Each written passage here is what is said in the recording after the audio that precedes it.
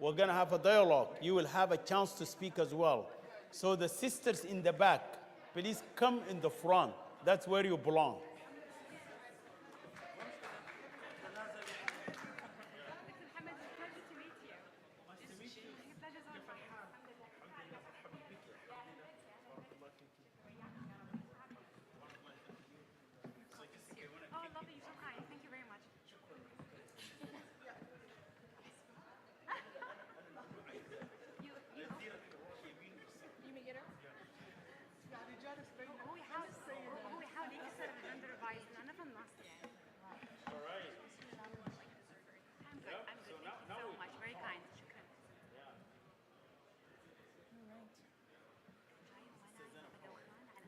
All right.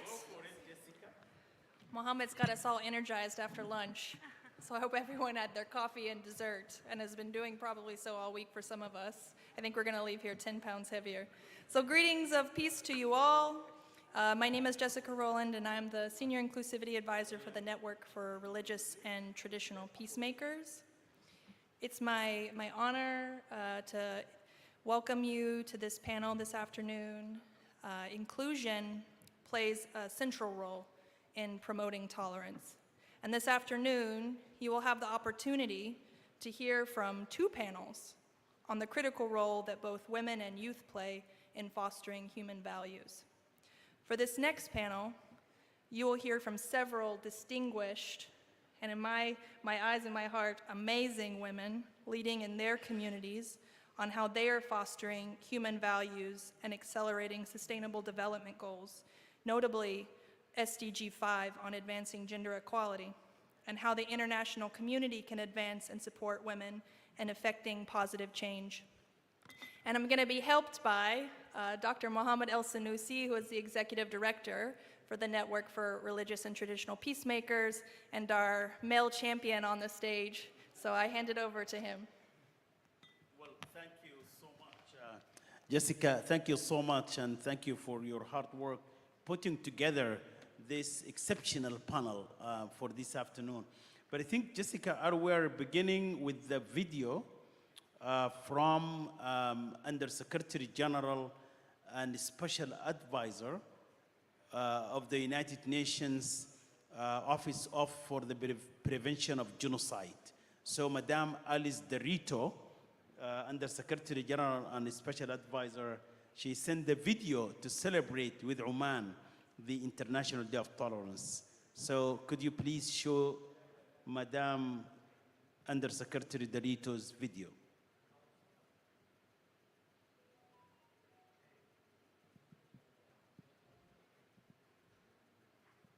So I think they are getting ready to get the video ready to be shown, because the video really was to open this panel, and I hope that we're able to show the video. But this is really an exceptional panel, and we're going to focus the discussion on the role of women in fostering human values and accelerating sustainable development. So we assembled an amazing panel here for you today.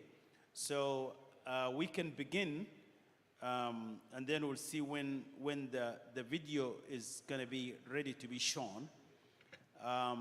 So I'm going to begin and I introduce the panel as we move forward. But this is going to be discussion and dialogue. So the panel will speak, and I'm going to go back to you, the audience. You also have a chance to actually ask questions. And then we come back to the panel. So we're going to have a talk show style this afternoon. So there is no presentation. So if you prepared remarks, so you should put them aside. So Sister Zainab Hassan, I want to begin with you. You are the founder and executive director of the Somali Gender Equality Movement. Equity, okay, equity.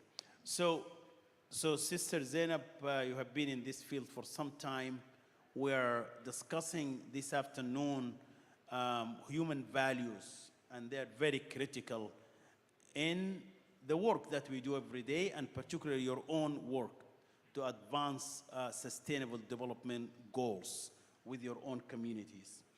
And particularly, I know of your work trying to empower women to participate in the political process and election and all of that. So you have a couple of minutes to speak.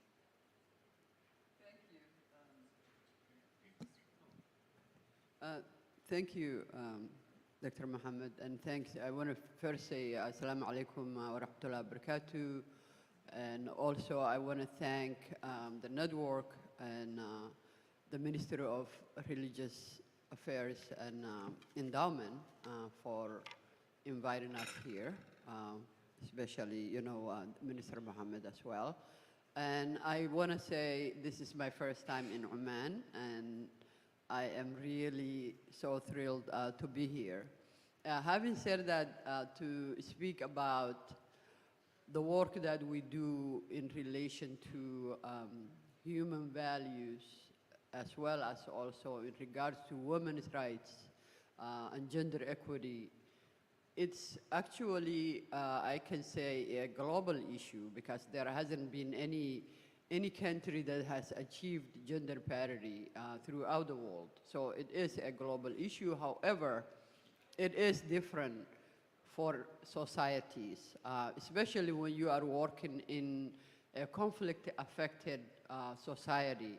It's quite different. And the work we do with women is both at the national level, when we are mainly advocating for women's inclusion and representation and participation in the political arena, but also in our peace building and reconciliation work.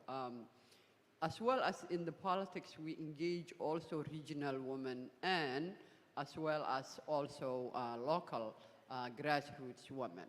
So our work in peace and reconciliation, we mainly use the framework of the UNHCR 1325, Women, Peace and Security, and also the mainly UN Sustainable Development Goal 16.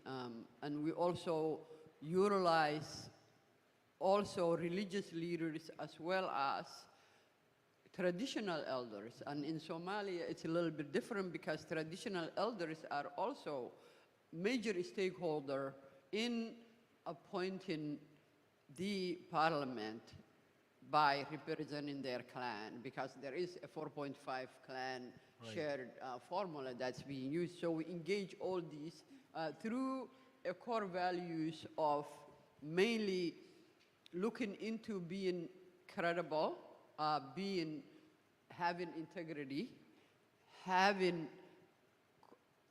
being collaborative, being respect for others and differences, and that's what we have been talking about. So did you find from your own work the religious actors and traditional actors are helpful for women engagement in Somalia?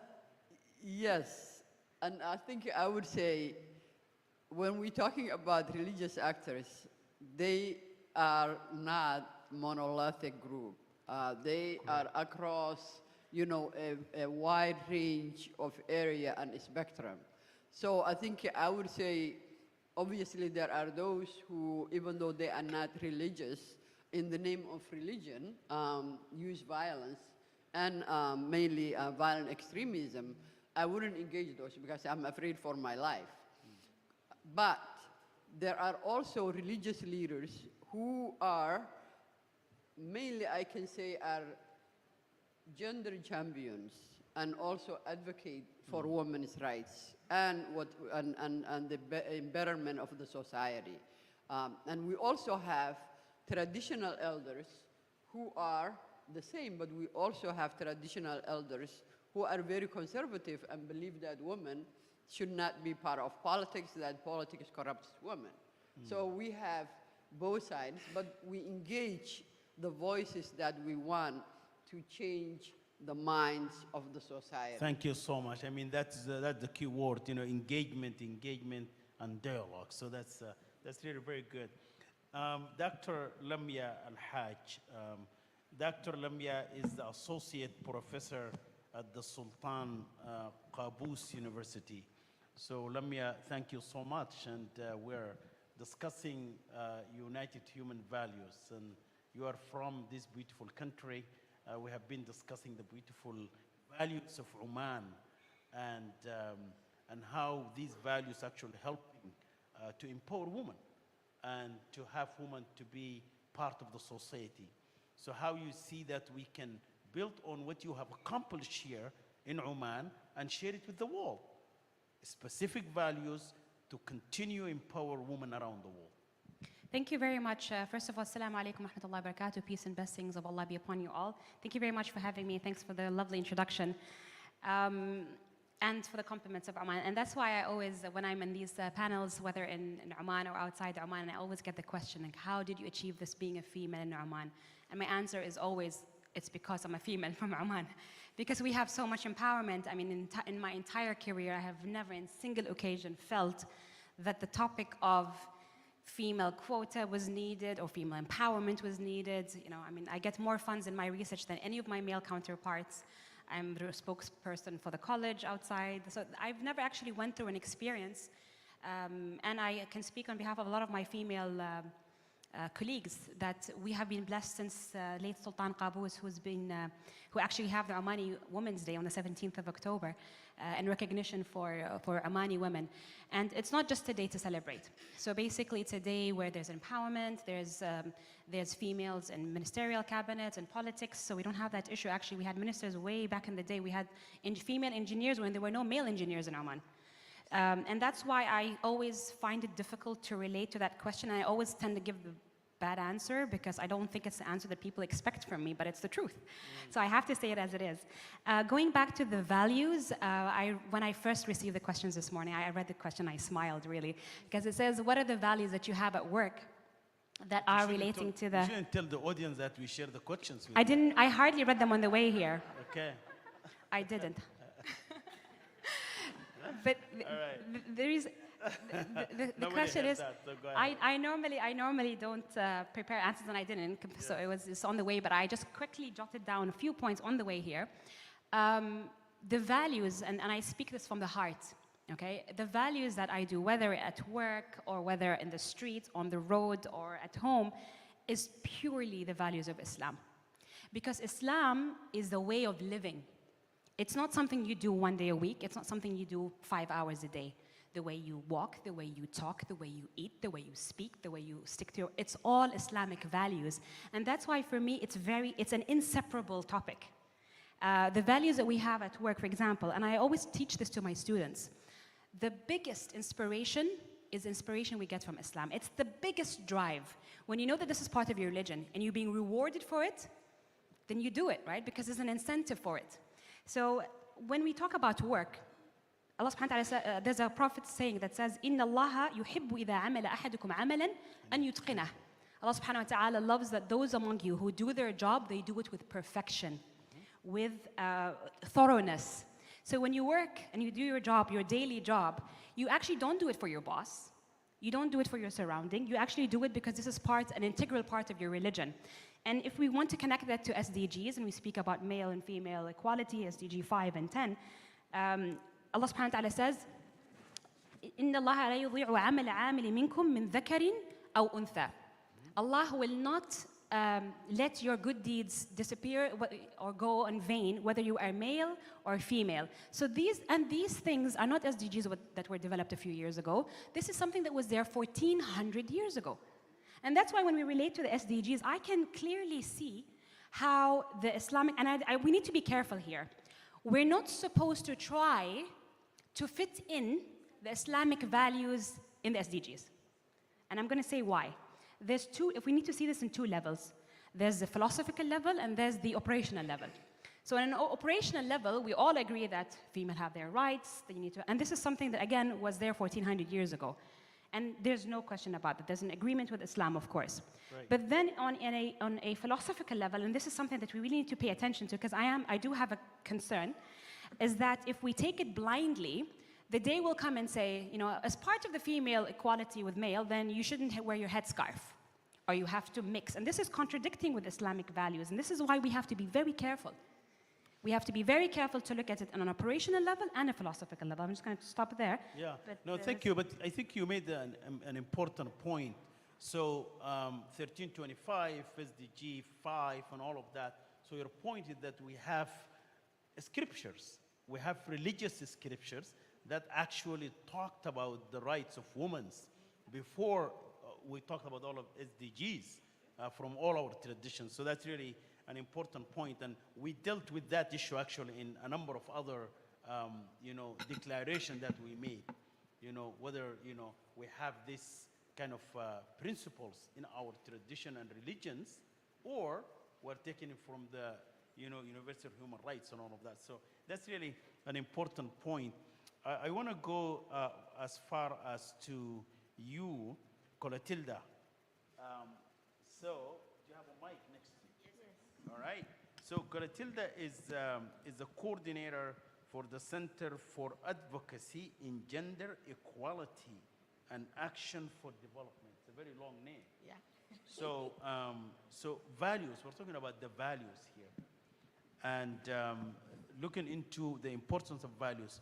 And I want really you also to little bit focus more on traditional values, local customs and cultures, in addition to religions as well, in terms of the promotion of gender equality and women empowerment. Thank you very much. I would like to start by thanking the government of Oman for giving us this opportunity. I want to thank the network of religious and traditional peacemakers for making this very possible for us to be able to share our stories. I come from Cameroon, and I come from the Northwest and Southwest regions, which are presently stricken by very fresh conflict. I come from a community where women are presently suffering a lot as effects of the crisis. In my community, women at the moment don't really understand what they should be doing. This is because many of them do not have a home to call theirs. Many of them do not have husbands anymore. Many of their children have either joined the militia or have been killed. That is the community where I come from. And I will be sharing the experiences of women peace builders in Cameroon, especially my organization. In the face of such a situation, what have we been doing?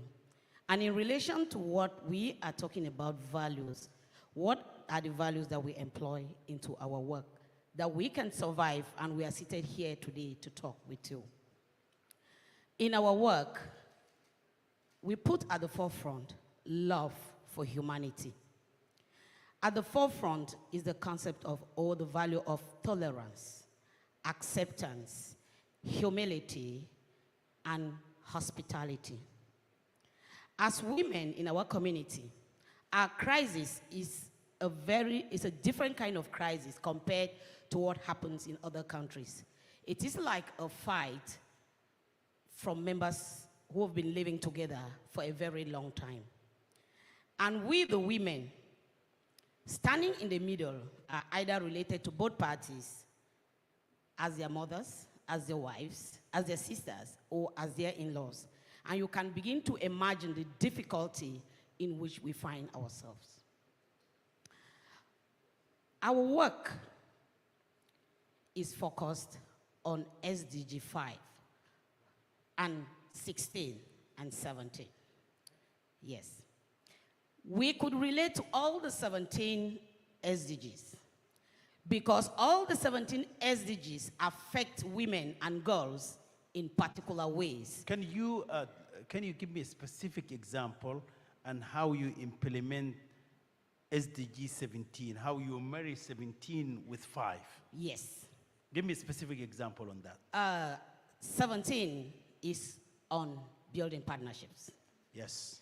And 5 is working on gender equality. Correct.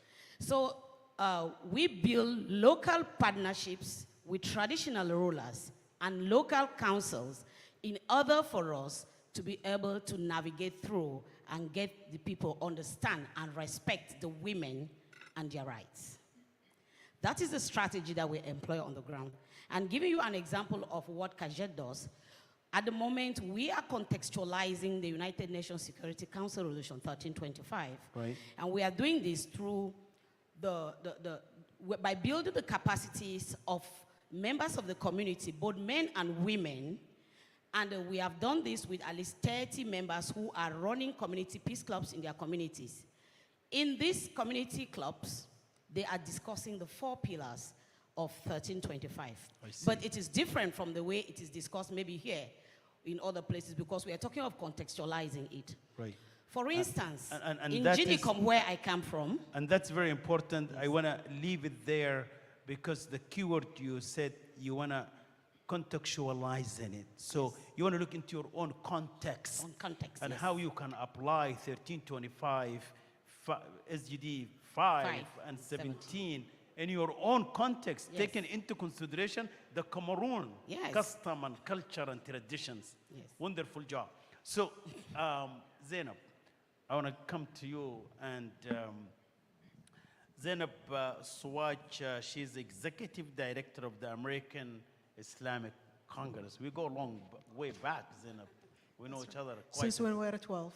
I know. So it's, well, so Zainab is really leading the center and engaging her work, your work, not only in the United States, but really around the world, and particularly in the MENA region as well, always trying to advocate and empower the role of women. So if you can share with us, you have been using so many values. So if you can just tell us some of that, and then I will ask you. But before that, get ready, the audience, get ready. I'm going to come back to you after this round before I come back to the stage. Zainab. Thank you, Dr. Sanusi. It's a great opportunity to be here in Oman. And especially Oman represents that country that have the tolerance, acceptance, and it's really the base of human values. I'm glad, and I would like to thank the Ministry of Endowment and Religious Affairs and the team that worked hard on making this conference possible. The values that I consider the base to have tolerance in the community are acceptance, equality, and respect. Respect people of all faith, all traditions. When you have this acceptance in your life and in your mind, that really spread widely in your community. And it helps also develop the community. Especially in the region of the Middle East, North Africa, in the Muslim world, we have a lot of conflicts. Its countries are filled with, people are very emotional.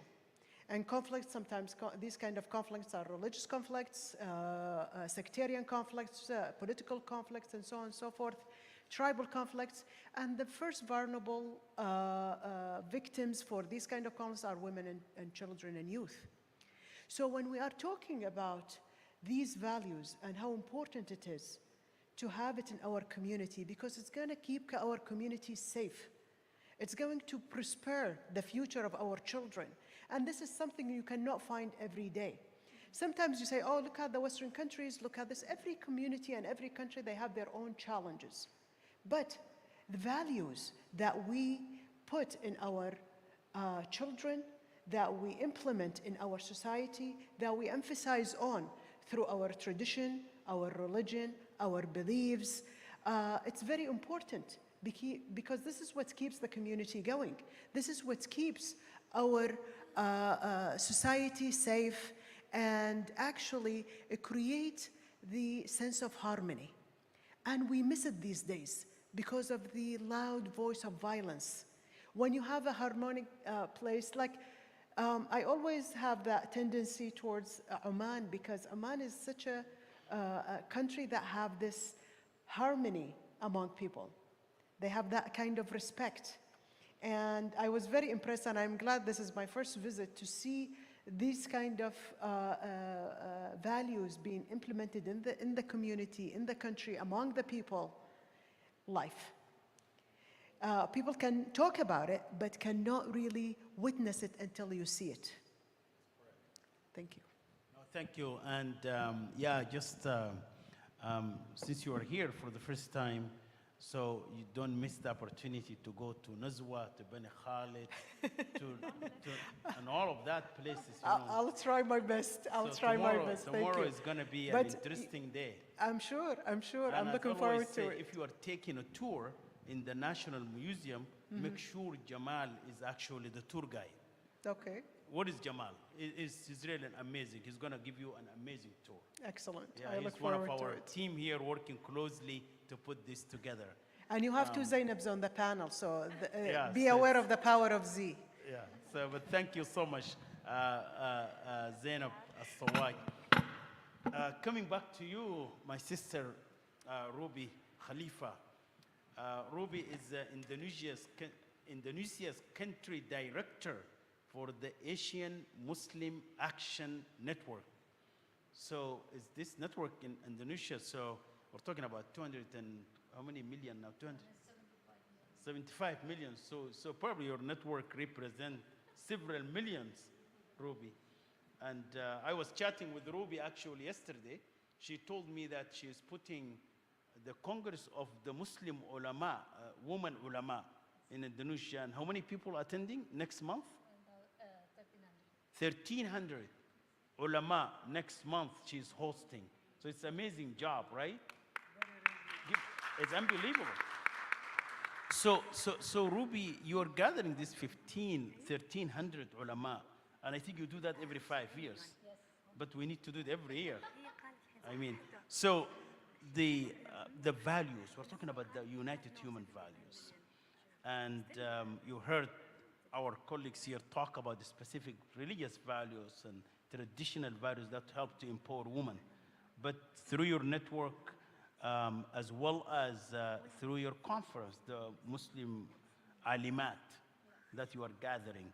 So what kind of values that you're trying to promote to further really implement this SDG 5 or 1325 or the ancient, scripture guidance to empower women? Thank you. My name is Ruby Khalifa. You can call me Ruby. So I am a woman, and I am a complete subject of life, like man. So God created women and men equal. I'm holding the whole mandate as a leader in the world. It's like you here in this forum, women, men, or any other groups that need to protect the world. I want to tell a story before coming into the values. 2018, we started a dangerous dialogue because we found that a lot of dialogue happening in the country or even outside the country are mostly talking about the normative thing. We found that people are still not sure whether they can actually engage with a different religion or not, though our text is saying something else. But some people also feel hesitant to drink water from the glass of their Christian neighbor. Some people believing that saying Merry Christmas is prohibited. Or some people feel that, particularly a group that doing terrorism is related with Islam. And a lot of, a lot of facts that we actually should see on the ground that we are not okay. We know our religion teaching something good, but our society translated into very different and also diverse. So then when we engage the dialogue, we started to think about, I think we should do different kind of dialogue. We want to dialogue from the personal journey of somebody understanding about religion, and we're little bit avoiding the dialogue about the reference because we don't want to do the debate. We understand people already has the position over the text because in Islam we have the school of thoughts And we know in the country like Indonesia, you can find any different interpretation of a religion exists in my country, and it is acceptable in the context that it is there. So then we should find a way how make people honestly talking about the way how understand about religion. So we started the dialogue. We borrowing the tool from International Mediator Beyond Borders, the reflective structure dialogue, and we just understand that how difficult to start about dialogue. Because in 3 months, we have to prepare on providing each person that who's going to go to the dialogue. And we have to go visit one by one to make sure that they understand what is the dialogue is about.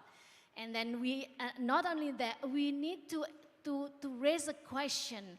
What is the fear that you have when you go to dialogue? What are the topics that you are interested to do dialogue?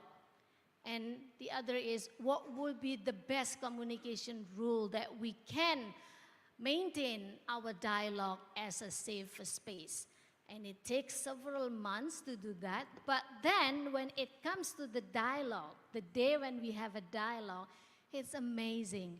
People telling a story about their personal journey, why they are understanding that some Muslim believing that hijab is compulsory, and some Muslim believing that it is not. Some Muslim believe that this is okay. And we opening the dialogue over any layers of issues that contradictory against the women's Muslim all over the world, including Indonesia. What make me learning from that is actually number one, is we need to value personal story. The personal story as important as the religious text. Because when God revealed the text, it's not only just the written. The world, the nature, the people behavior are all the texts that religious leaders should pay attention more, not just the written text. So therefore, why personal story is very powerful to start talking about religion, not assiding that reference is also important. When we started with reference, I reminding that several times we have a lot of discussion on the reference is always debate, not genuine dialogue, because everyone defending their own reference, because they know that the only truth they already read and socialized is a certain reference coming from certain thinker, and we never have any dialogue. Number two is about non-judgment. I think it's very important. I realizing each series of our dialogue, how difficult people are holding not judging others. But they have to stick with the communication rule because they come to the dialogue to respect others. Other value is, I think, to listen. I think more and more we speak a lot in our daily life, and very few we actually listen other stories. And even feeling to be listened is also very much important, and that creates a feeling of recognition and the feeling of empathy, so that actually the seed of the tolerance can actually grow from that kind of dialogue. Lastly, confidentiality. This is very last. I'll give you more time because you represent such confidentiality. a lot of people. Yes, confidentiality. I think some of the topic that we need to dialogue, we also need to see that sometimes our personal opinion, if it is published, can actually ruin the process. So the dialogue on the particular issue, I think we should agree that it's remain in the room, but it create understanding or new looks on how we understand others. Why somebody sitting beside me understanding differently about a certain phenomena that we're facing together. So I think that very much, how do you call it? I put it in my work. This kind of values we should appreciate, and what we engage into dialogue is all actually the women ulama coming from Sunni, Shia, Ahmadi, Salafi, and Wahhabi, that they never meet before. They live in Indonesia, but they are busy with their own work. But we have a different things, and a different views is understanding a lot of things. But we able to come up and sit together and find the not commonality, but increased understanding. Thank you among so us. much, Ruby. Very rich here. I have a number of questions for you, but I want to come to the audience. So I have microphones? Oh, Rachel, you're still handing the microphone. So please give it here first, and I have the second man. So I'm going to have all the men to speak, it seems. Because you have the whole panel is a woman. I have another man there. Good job. Okay, and 4. All right, go ahead. First of all, thank you very much to the great women in this panel, and yourself, Doctor. Thank you. And that is, I requested actually to moderate this panel because it was all women. And I said, I mean, it's not. You wanted to give it a balance, and that's very good. So I'm not sure I'm giving it, but I'm trying. Go ahead. I just wanted to add, as they say, my penny's worth to the subject. First of all, I think religion is one in reality. We all believe in the same God, Allah, whoever you call that power. It's in essence one. What we differ in is which direction we pray to, or where we go on pilgrimage, or how many days we fast. So in reality, the essences and values are the same. I think that's something we should establish. So when we talk about religion as a source of values, we're talking about any religion. It's not necessarily a specific religion. Second thing, I think we should define equality. If we define equality as opportunity, women should have the same opportunities as men, then that is well established. I don't think we're going to differ. But if we say that equality means women should do what men do, that obviously it's an imbalance of human life or even any kind of life. So we should clarify that equality is in essence the opportunity that women should have. Now that takes me to my third point, that when we talk about tolerance, we're talking about, we cannot be selective. You cannot say, I have tolerance, but it's only towards a certain group of people or certain race or color or whatever background. When we talk about values, when we talk about sustainable development, as the title says, we cannot be selective. So when we talk about values, that also, you cannot be kind, but only to a certain group of people. You cannot be truthful to only a selective group of people. So when we talk about equality and empowerment of women, I don't think we can be selective. When we talk about their empowerment, it's their empowerment at all levels of life. They are actually, at some levels, more important than men. And the funny thing is, in most places around the world, it's the men who define the empowerment of women. They define to what level should women rise in order to be equal to men, as if we are the ancient Greek gods and we're trying to. So I think definitions are very important and we cannot be selective. So women's empowerment is for women because they're actually the primary educators. They're the mothers. They're the first line of human defense. And that should be clarified when I say clarification of definition at the level of the individual, at the level of society and institutions. So we cover a 360-degree. Thank you so much. Really, very helpful. We really appreciate it. Thank you so much. I'm pretty sure Zainab will have some reaction to some of the things that you said. Equality, clarify that look into it as an opportunities for women. So get ready for that comment later, but I'm gonna take yes, please. Thank you for the opportunity. I'm David from Bangladesh. Thank you. So dynamic presentations by our panelists. One thing I was wondering, they said all your talks so nice that there is no problem. There's no challenges. Would you please say some particular challenges in terms of tolerance? How do you addressing these challenges? Thank you.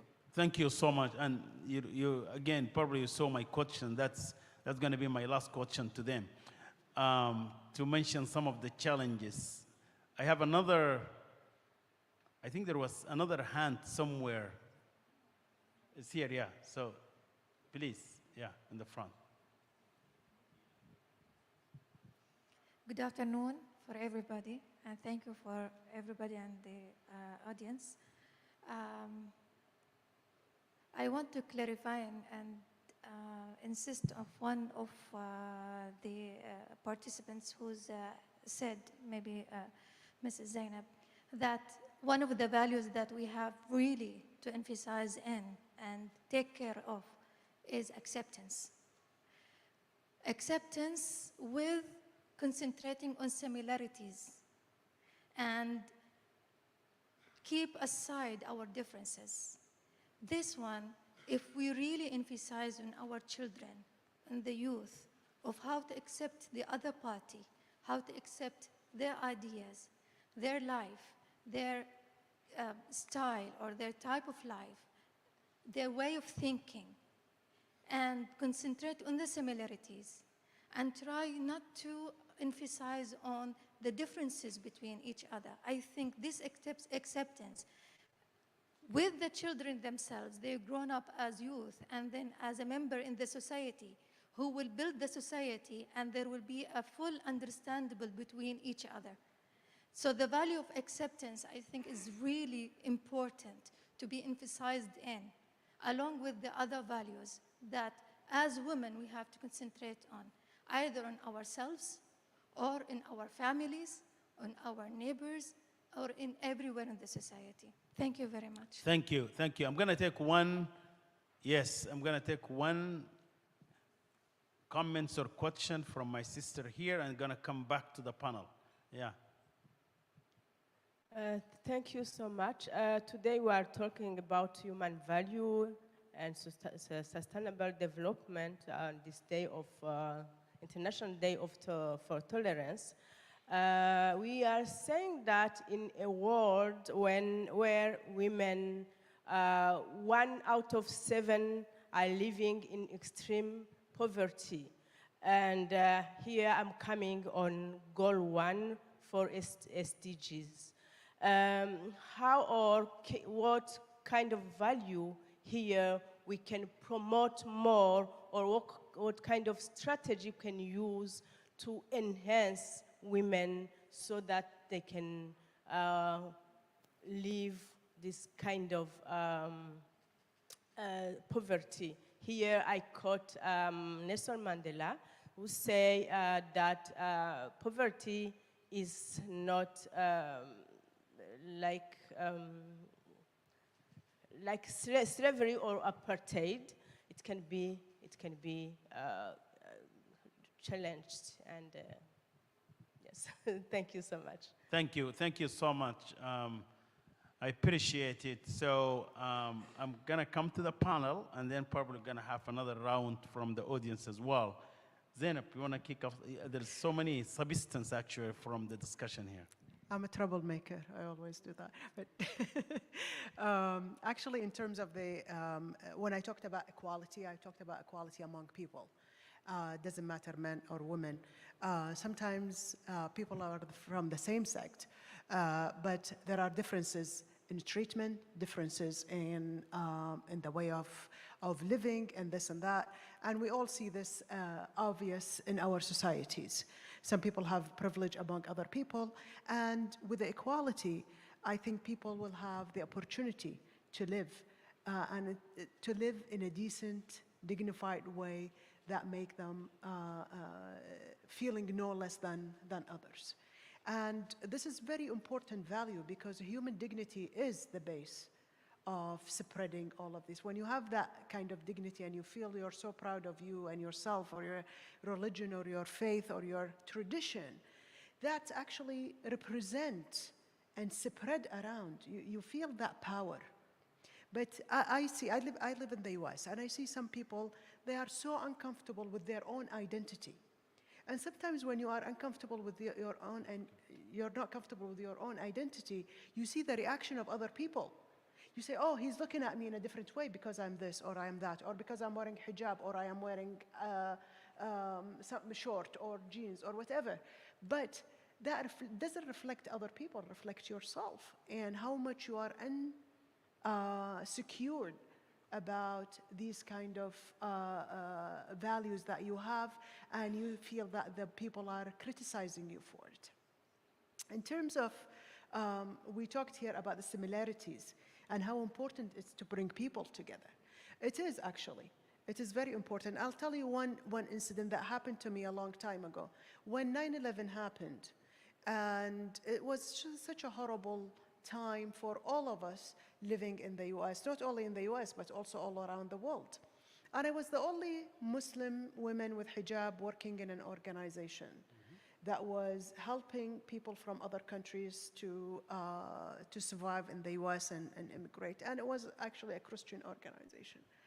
And so the day after, everyone was, scared, everyone was afraid. I came to work, and all of these women who are my colleagues at work wearing hijab in solidarity with me. This has really touched me so deeply, because I felt that it's not, we have our differences in religion, we have our differences in beliefs or things, but we have something in common, is humanity. And these kind of values that really put us together. So when I founded my organization, American Islamic Congress, I always wanted to emphasize on the diversity. I have within my organization about 17 different background, faith, ethnic groups. And I always tell them, these differences that you have, this event that we celebrate is the wealth that you get out with. You're gonna move on in your life, you're gonna go to other places, you are going to develop, but you have to have that kind of acceptance and respect. Acceptance by itself is not enough, because we have the tendency as human beings to react. But respect, it has to come entwined with it, because this is what's going to develop and take you to the next level. Thank you so much, Zainab. Professor Lamia, please.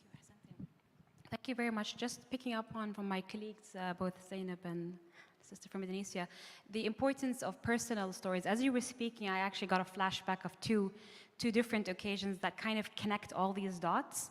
One of them is when I was doing my PhD at UCL London, and I thought my biggest challenge was to do a PhD in genetic engineering, and that turned out to be the easy part. The difficult part was actually that I had to deal with 13 different nationalities, and it was the first time that there was an Arab Muslim covered female. So all of them put together, yeah? Arab, Muslim, covered, like all of it. So yeah. But what I really learned the most is that I had to be tolerant. I had to be a good listener. I had to accept the fact that people there was a misunderstanding of Islam. And instead of me feeling threatened about it, I thought this is going to be an opportunity. I am today an ambassador of Oman, of Arab Muslim culture, so I need to be tolerant enough. And I went from comments like, oh, are you going to faint because you're fasting, to are you the fourth wife of your husband, to, all sorts of, and I used to try to take it with a pinch of salt, because I understood that there was just a miscommunication, misunderstanding. And it took me a while. I remember the first few weeks I used to go back crying at home, not because of the research, but because I actually felt like I was an alien in the group. But it just took a little bit of patience and a lot of listening. And I used to say, I remember I said, I understand why you think that, but allow me to give you a chance and tell you why that's wrong, or it's a misunderstanding. And before I knew it, I remember they used to go to the Fridays with, drinking, and I was like, I'm sorry, I don't drink.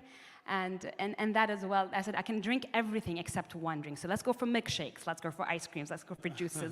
I can drink everything else, but I don't do alcohol. And at the beginning, it was a bit difficult. And at the end, they showed so much respect they all decided not to drink because they really wanted me to be with them over lunch and dinner and at the weekends. So I saw the fruits of the patience and tolerance a little bit later on. The second experience, I just came back from Harvard. I was sent by as a young global leader in the official delegation by the World Economic Forum. And I thought, again, that I was going to be excited about being at Harvard for this leadership program. But it was really, I learned more from the young global leaders. So we were 65 people from 32 nationalities.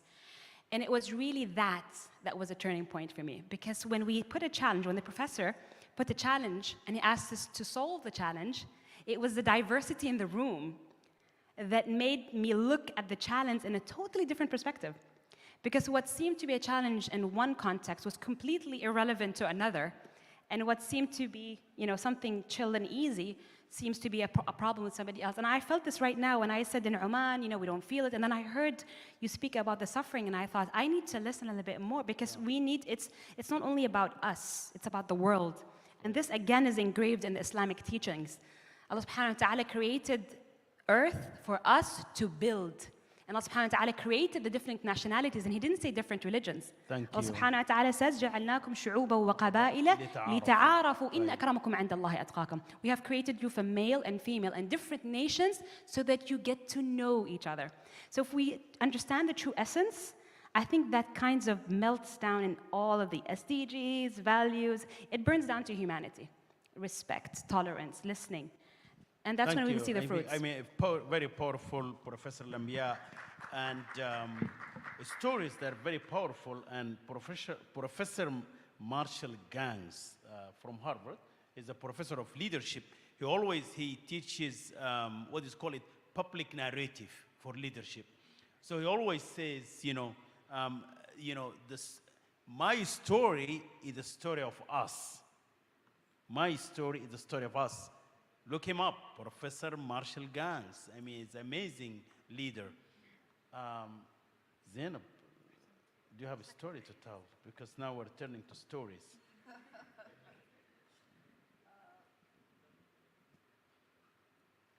Yes, it's working. Yes, I do have, obviously, several stories to tell, but I don't think we will have time for it.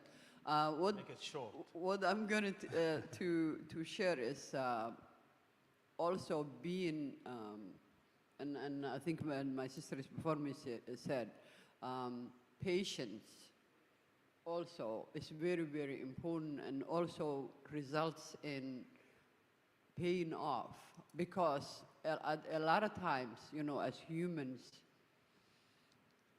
and for me, someone who grew up in a society where everybody looks the same, have the same religion. I haven't seen discrimination in some ways. So I went to the United States, and I never, in the beginning, never picked it up when I was discriminated, because I thought it was misunderstanding, that this person is having a bad day, or whatever the case might be. And then, slowly, as you stay in the country and realize, you learn a whole lot.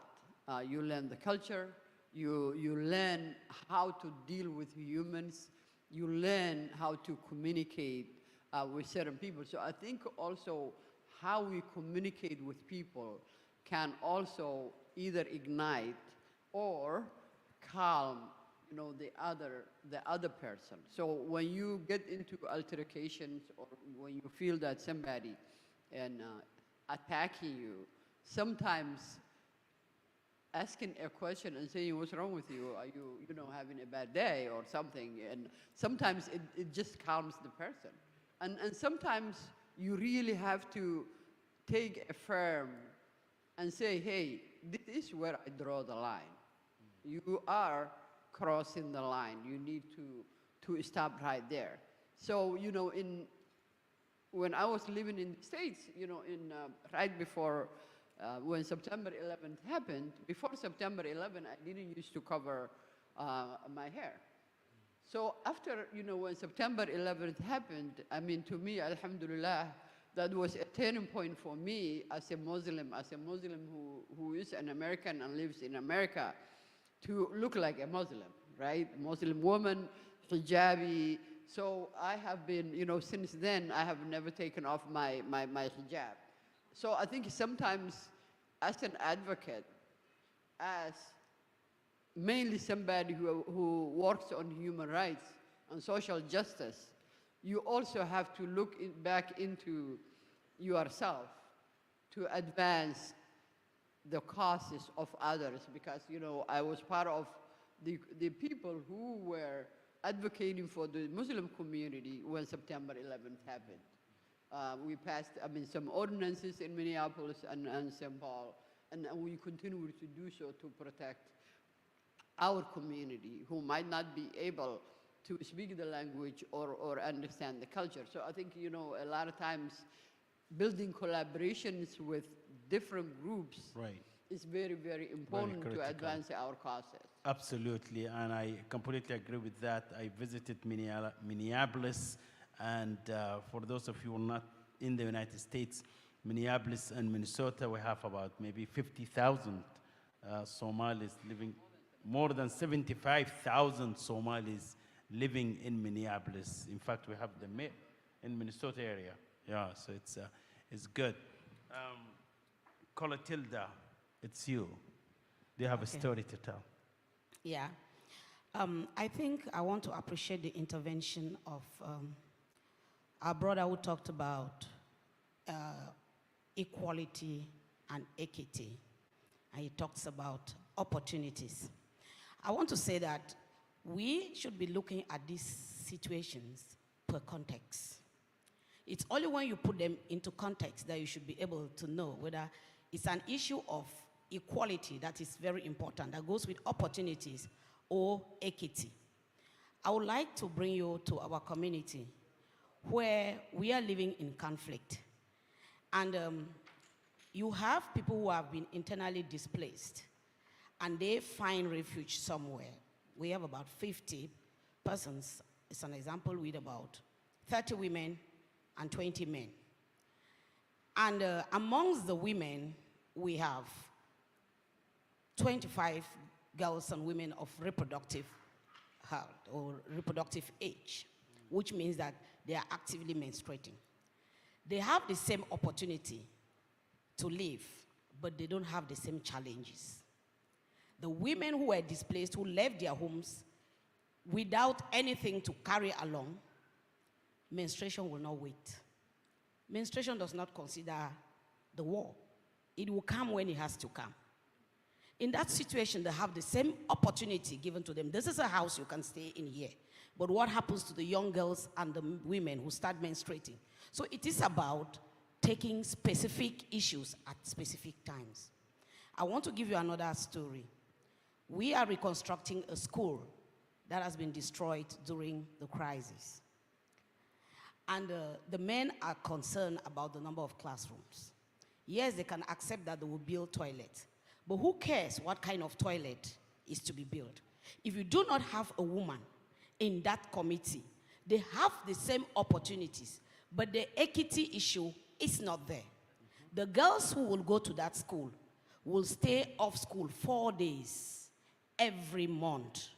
And if you multiply 4 times 9 school months, they are losing classes for this number of days because they don't have adequate places to change, they don't have the basic menstrual hygiene management products, and the boys will stay there learning. That is an issue of equity.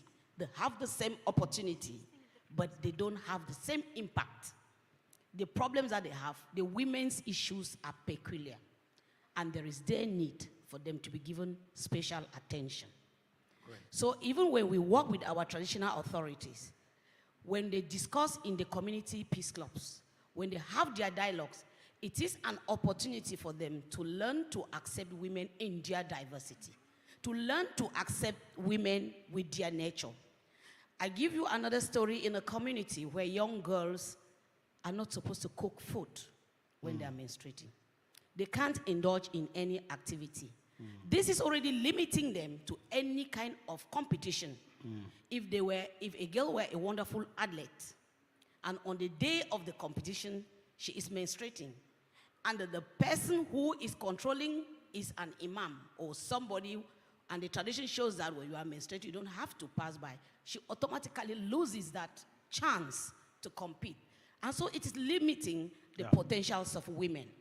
It is very important that we know that when we have these discussions, men are also having the opportunity to learn. To learn, yes, and I to completely accept agree. women Yeah. for who they Yeah. are. Thank you. So, yeah, opportunity to learn, to accept, and to be trained.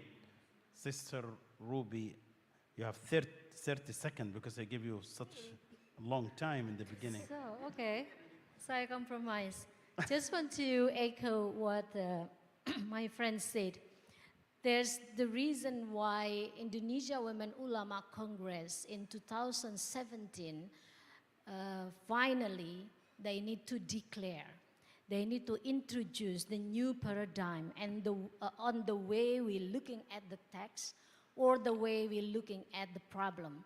And number two is about the new methodology that I'm going to tell you a little bit now. So I think the importance of the story about how we should consider the specific experience that by women that men never experience is about reproductive roles. So I'm not sure whether men here ever experience menstruation or pregnancy or give a birth, nifas, or breastfeeding. It's all very specific. It's only women experience that. But not only that, the women also experience what's so-called gender injustice. That in our society, a lot of stereotyping over women, whether you're wearing any kind of clothes, is always you are not correct.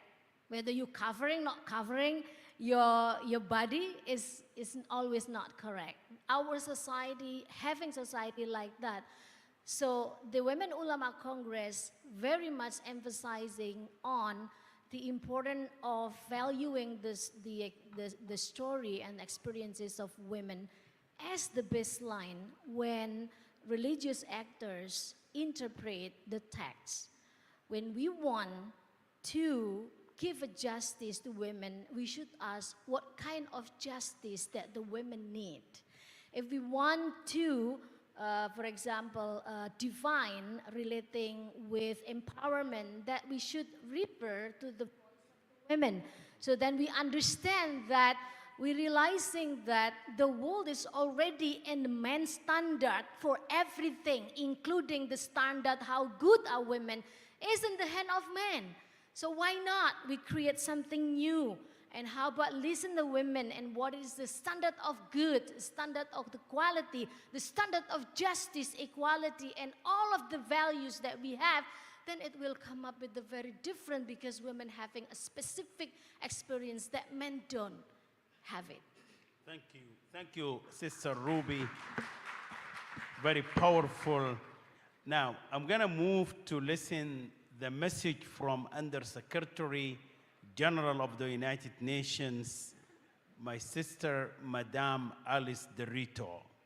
She's the Under-Secretary General of the United Nations. I believe the video is ready now and she's also a special advisor to the UN Secretary General on the prevention of genocide. The video of Madame Under-Secretary Derrito, please. Dear colleagues, experts, and participants, please allow me to start by thanking the organizers for inviting me to address this important celebration of the International Day for Tolerance. In particular, I would like to thank His Excellency Dr. Mohammed bin Said bin Klafan Al-Mamari, Minister of Endowments and Religious Affairs at the Sultanate of Oman, and Dr. Mohammed El Sanusi, Executive Director of the Network for Religious and Traditional Peacemakers, for inviting me to this important meeting. Let me also express my sincere apologies for not being able to join you in person in Oman due to a conflict in my schedule. As Special Advisor on the Prevention of Genocide, I am entrusted by the United Nations Secretary General to work on the prevention of atrocity crimes, by which I mean genocide, war crimes, and crimes against humanity. Atrocity crimes are the most heinous crimes and affect the core dignity of human beings. My mandate is to monitor situations across the world and raise alarm when I see the risk factors or early warning signs for atrocity crimes. I'm also mandated to raise awareness on the causes and dynamics of atrocities and to strengthen the capacity of member states, regional organizations, and civil society to prevent them. My office has conducted consultations with various actors, including religious, community, and traditional leaders, and women's organizations. All right, it seems we have technical difficulties here, so we're gonna move on in the panel and see if that could be fixed later. So, I'm gonna read this one. So, question for all panelists. So, I'm gonna read this one now. So that Jessica could be happy with this. Within the Declaration of Principles on Tolerance, it is written that intolerance may take the form of marginalization of vulnerable groups and their exclusion from social and political participation, as well as violence and discrimination against them. As confirmed in the Declaration on Race and Racial Prejudice, all individuals and groups have the right to be different.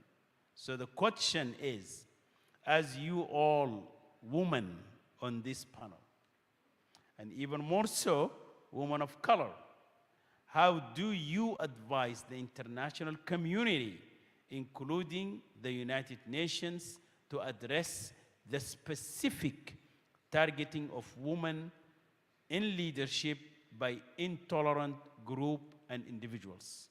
So this is a question, and it's going to be a closing remark because I already get the sign.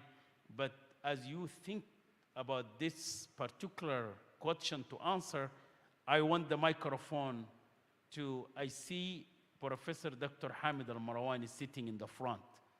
And Rachel, if you have the microphone, just work toward the front here. Dr. Hamid Al-Marawani, Dr. Hamid, if you could please stand up. Dr. Hamid Al-Marawani, I am really mentioning this because he's the one that really believes in the empowerment of women leadership. I remember this 10 years ago. 10 years ago, he brought 40 girls, young girls, from Qatar to United States.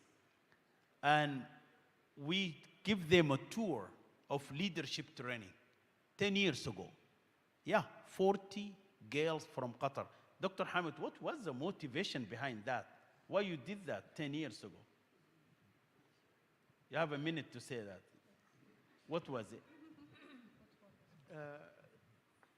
يعني كنا نؤمن في مركز الدوحة الدولي لحوار الأديان بأن We believe in the Doha Center for Interreligious and Intercultural Dialogue. أن المرأة نصف المجتمع. That women's at the half of the society. وأنها لابد أن تقوم بدورها المطلوب في هذا الأمر. Therefore, we have to do and basically lift up to our role to do this kind of work. طبعا دون إغفال خصوصية المرأة وخصوصية الرجل. So we also understand there is specific, circumstances for men and women as well. Yeah. Thank you so much. So really you want to train next generation. So are you in touch with these 40 girls that we met 10 years ago? I was in touch with them until 2 years ago when I retired. I see. I would like to get in touch with them back. I would like to get in touch with them again and see how we can also continue to empower their leadership. So now, back to the panel. I think we have 5 minutes to conclude this now. So start with you, Zainab. You heard the question, right? I have. Actually, the question has Challenges. several answers. Challenges. Challenges that has been people are facing are a lot, especially in the different society. The most important thing is to build strong values in these women, just like what Dr. Hamid made here and with these 40 women. Empowering your women at early age, it's important. To have her being able to address issues, to be able to talk, to be able to negotiate and discuss. A lot of women, and when I do trainings around the world, I see, men and young men, youth, they ask questions very openly, quickly. The girls shy out. Shy out sometimes, this is because of their upbringing. Because they tell, oh, your brother's is talking and you are not. Or he's first and you're. So these kind of values that we have to implement early on at early ages in our schools, at our homes, through our families and communities. And these are the base for strong women leadership in our community. On the other hand, where we're looking at the international arena and we see women are being deprived or marginalized from leadership positions or very critical representation, the most important thing that we see is we have to force having these women. A few years ago, when I was in Iraq and they were just writing the constitution of Iraq, and they didn't mention any women in the writing of constitution, and under the law they are equal, but there are tribal laws, there are traditional laws, there are cultural boundaries, tribal boundaries, religious boundaries, and so on, that put women on the backstage. So I decided with a group of activists, as we are going to go and we are going to make sure that women quota and representation are in the Constitution. The law passes for no less than a 25% representation for women in the all government offices. The thing is, not that women are not there, they are there. But there is a big tendency that these women being forgotten and their role being vanished. So you have to emphasize on these things, not only in one place, but all over the world. And even with the most modernized, developed world, part of the world that has all the rules and regulations that guarantees women's rights, we still see some deficiencies in there. So emphasize on having that role, emphasize on education, on building these things on a grassroots level, and then move on. Thank you. Any advice to the international community, Professor Lamia? Well, actually, as Zainab was speaking rightfully, a few things crossed my mind. Just maybe we need to also really. I agree with the vast majority of what you mentioned as well. Is that having role models actually really helps, and change takes time. I think maybe the way I feel today about Omani female would have been very different for somebody who lived in the early 70s when there was very few female role models. But I came in now and I'm like, oh, it's all easy, but maybe it wasn't easy. But I was lucky enough to come after the change had happened, and the change happened because we had role models. So we don't see it as a far reach anyway. The second point is maybe we need to, again, I see that people get surprised when I say this because they assume that I'm, professor, I have all these awards, and that I would be all for leadership in workplace. I really believe that we need to redefine leadership. Leadership does not have to be associated with a job or a position. You can be a female leader in your house. If you decide you don't want to work and you want to raise your children and you do a good job on that, then you are a leader. And we have been, and this happened in one of the interviews when I got an interview saying, oh, what do you say on the Omani National Day for all the female, and all these big, different positions, and they mentioned jobs, and I'm like, what about the females who were doing the hard? I actually ran away from my full-time mommy job because it's more difficult than my real full-time job. I've got 3 boys, bless them, and that's a tough job. So we need to redefine leadership. It's okay to have a vast majority of females who decide they don't want to work. That doesn't mean that they're not leaders. But going back to the initial topic, and yes, we need, in order to have more female in leadership, maybe at the beginning we do need the quotas until we drive the change, but then eventually it's by merit. And when you have those leadership role models, change just falls in place effortlessly. That's my personal... That's great. I completely agree. Leadership and empowering young women, in their leadership. Zainab, please. Sure. I would say for the international community, including UN, that they actually need to first use gender lens on their policies and programs and evaluate how are they addressing equity? Are they really equitable to, for instance, women-led organizations and male-led organizations in the work that they do? What policies are they having? Two, we need to also look at, you have to start where you are, where every society and community is, they have to look at that. And then try to mainly support using the resources that they have and what the gaps are, filling the gaps. So there has to be analysis associated with whatever they are, interventions they are doing. And then they have to also do the best that they can in terms of equity. And the way we define equity is that you look at, for instance, equality, if we are all given a pair of shoes, we are equal, right?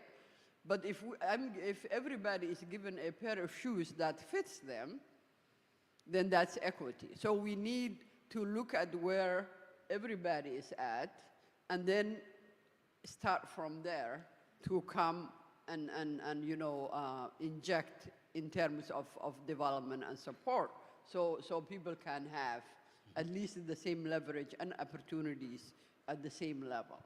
Thank you so much. Thank you so much, Sister Zainab. Ruby. Yeah. I'll give you the final word, Katilda. Okay. Yeah.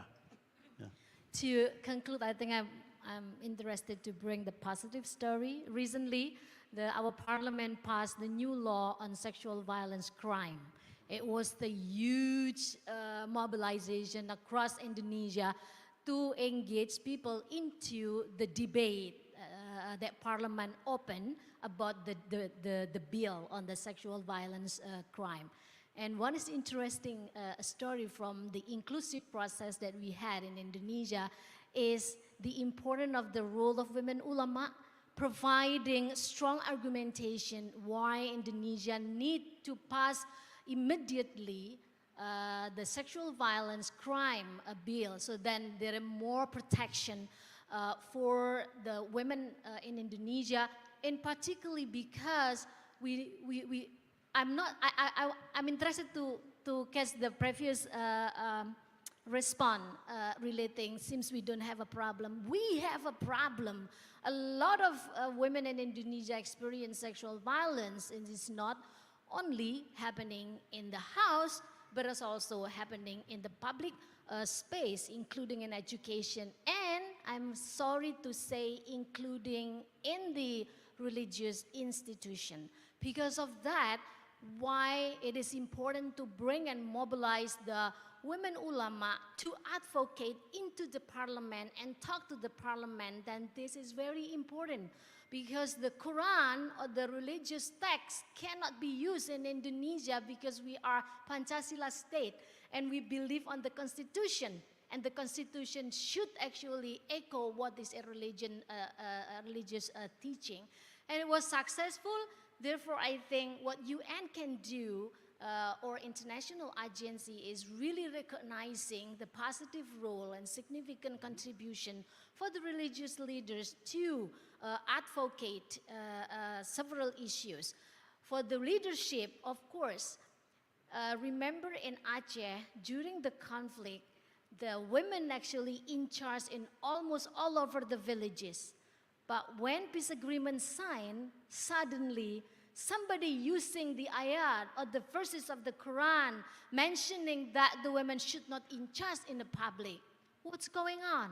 Why people using religion when the time that actually opportunity is there? And why now? Why not during the conflict where men actually hiding in the jungle, where women actually responsibility for any kind of things in the community? So let's reflect about it. Our religion has been used by some people that they are hungry for power and money. Thank you. Thank you. Very passionate ending from Ruby Khalifa. Clotilde, close for us. Okay. I want to say that the Sustainable Development Goals are a future we all want to live. And the realization of these Sustainable Development Goals will mean putting an end to poverty. It will mean achieving gender equality. But the contrary situation that we experience right now is that there are some group of people who are constructing walls and have allowed women in a desperate position to deconstruct the walls. That is why, in the event of any conflict, women run to it with different initiatives that they initiate to intervene. And when they run to the problem, they are faced with a lot of challenges. Many women peace builders have been raped. Many have been kidnapped. Many cannot stay in their homes. Many are frustrated in between the states and the militias because they try to stand the gap. They try to reconstruct the bridges that those who don't love humanity are deconstructing and breaking down. Despite the various initiatives that women peace builders undertake, every day they are in different kinds of problems.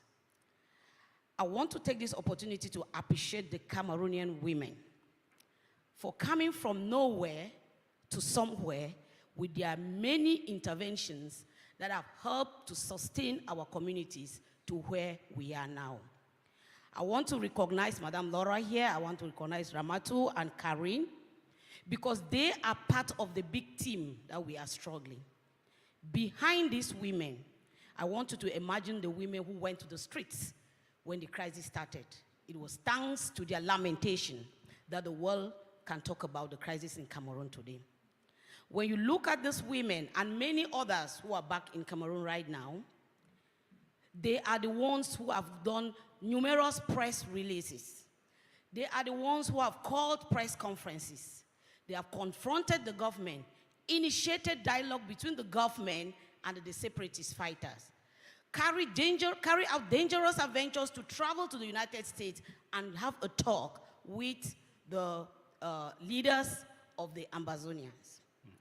At the moment, as I talked to you just a month ago, these women initiated and carried out the first women's peace negotiation for peace in Cameroon, setting the ground and giving the opportunity for the conflicting parties in Cameroon to learn from what women can do to bring back peace in their communities. Thank you so much. This is really and at the end wonderful. Of it, good. This is at the great. end of it, Yeah. At the end of it, we, the women peace builders, we want to say, we have taken the chairs to the table, and it is our wish that the world can support us to get these two parties to join us for this discussion. Thank you so much, Clotilde, and I can assure you that with your involvement in this peace process, the peace process agreement also will be sustainable, will be sustained. That one I know, because I remember when the Holy Father visited, the Holy Father, Pope Francis, visited Central African Republic, and the international community and other countries telling him, do not go to the central mosque. Do not go to CAR. Do not go to PK5. But you know who actually mediated the ceasefire to allow the Holy Father to go to PK5, the central mosque, in kilometer 5 in Bangui, is an insider mediator woman. She was able to mediate ceasefire between the anti-Balaka and Salika to allow the Holy Father to go to the mosque and say what? Faith over fear. Faith over fear. With that, my apologies to the audience. I promise you with the second round, but the time is up. So please join me to thank the panel.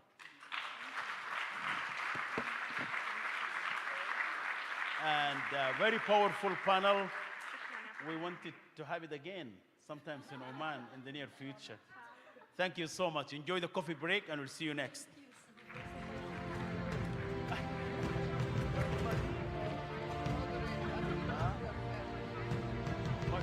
I managed well.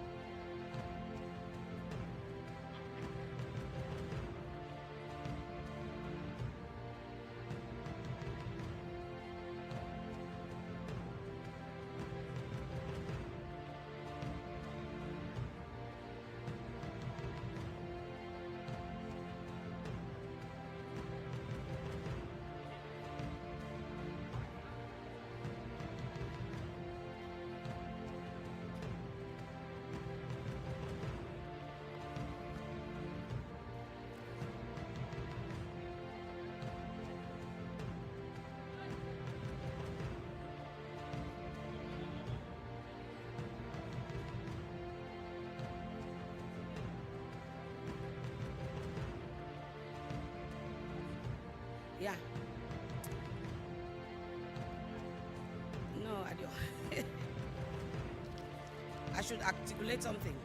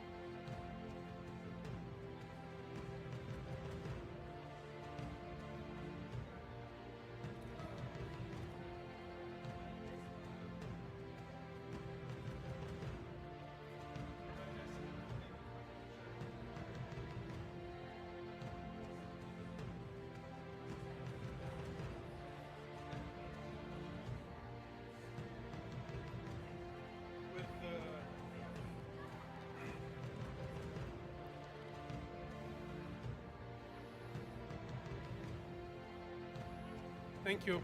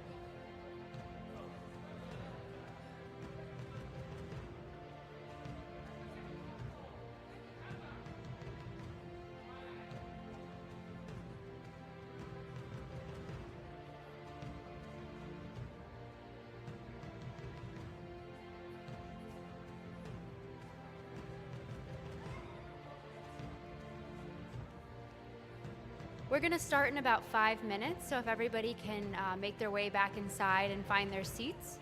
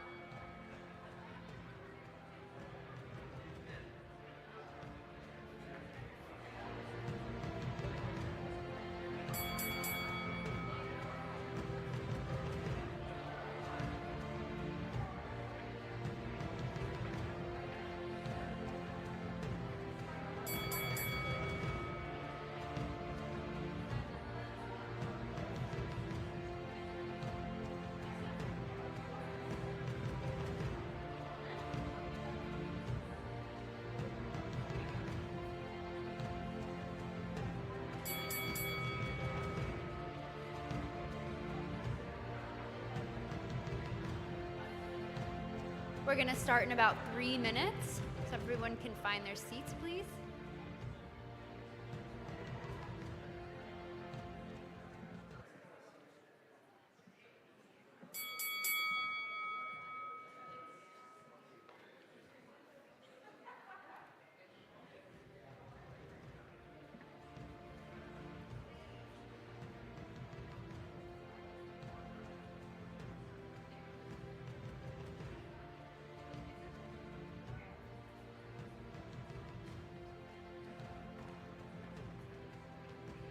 All right, as we are all finding our seats, we're going to try again with showing the video of Ms. Alice Deritu, the UN Special Advisor on the Prevention of Genocide. So if we could show that video now. Thank you so much. Dear colleagues, experts, and participants, please allow me to start by thanking the organizers for inviting me to address this important celebration of the International Day for Tolerance. In particular, I would like to thank His Excellency Dr. Mohammed bin Said bin Khalifa Al Mamari, Minister of Endowments and Religious Affairs at the Sultanate of Oman, and Dr. Mohammed El Sanusi, Executive Director of the Network for Religious and Traditional Peacemakers, for inviting me to this important meeting. Let me also express my sincere apologies for not being able to join you in person in Oman due to a conflict in my schedule. As Special Advisor on the Prevention of Genocide, I am entrusted by the United Nations Secretary General to work on the prevention of atrocity crimes, by which I mean genocide, war crimes, and crimes against humanity. Atrocity crimes are the most heinous crimes and affect the core dignity of human beings. My mandate is to monitor situations across the world and raise alarm when I see the risk factors or early warning signs for atrocity crimes. I'm also mandated to raise awareness on the causes and dynamics of atrocities and to strengthen the capacity of member states, regional organizations, and civil society to prevent them. My office has conducted consultations with various actors, including religious, community, and traditional leaders, and women's organizations, to enhance their capacities to identify early warning signs and adopt preventive measures. It is only through the effective and comprehensive participation and inclusion of all members of society that we will build communities where diversity is respected and valued and that are able to prevent the occurrence of atrocities. Once again, the international community has stood up to say never again. Once and again, we have seen intolerance, hate speech, xenophobia, discrimination, and inflammatory narratives undermine the peace of communities around the world and expose individuals and groups to unimaginable violence. I am glad that this celebration today was preceded by an important meeting of the Network for Religious and Traditional Peacemakers to renew the commitment towards effectively building peaceful and inclusive societies globally. As you may know, my office has developed a plan of action for religious leaders and actors to prevent incitement to violence that could lead to atrocity crimes, also called the FAIR's Plan of Action. In addition, my office is finalizing a plan of action for traditional leaders in preventing atrocity crimes and a plan of action for women in preventing atrocity crimes. These documents provide valuable tools and reinforce the importance of a whole of society approach to the prevention of atrocity crimes. So, ladies and gentlemen, as one humanity, we are all united by the same common values enshrined in the Universal Declaration of Human Rights.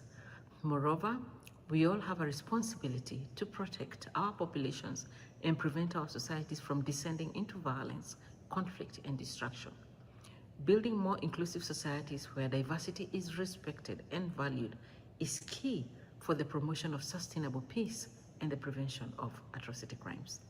I'm confident that the panel discussions today will further inspire you to continue to advance a culture of respect for diversity, build a world free from atrocities, and foster durable and long-lasting peace. I thank you.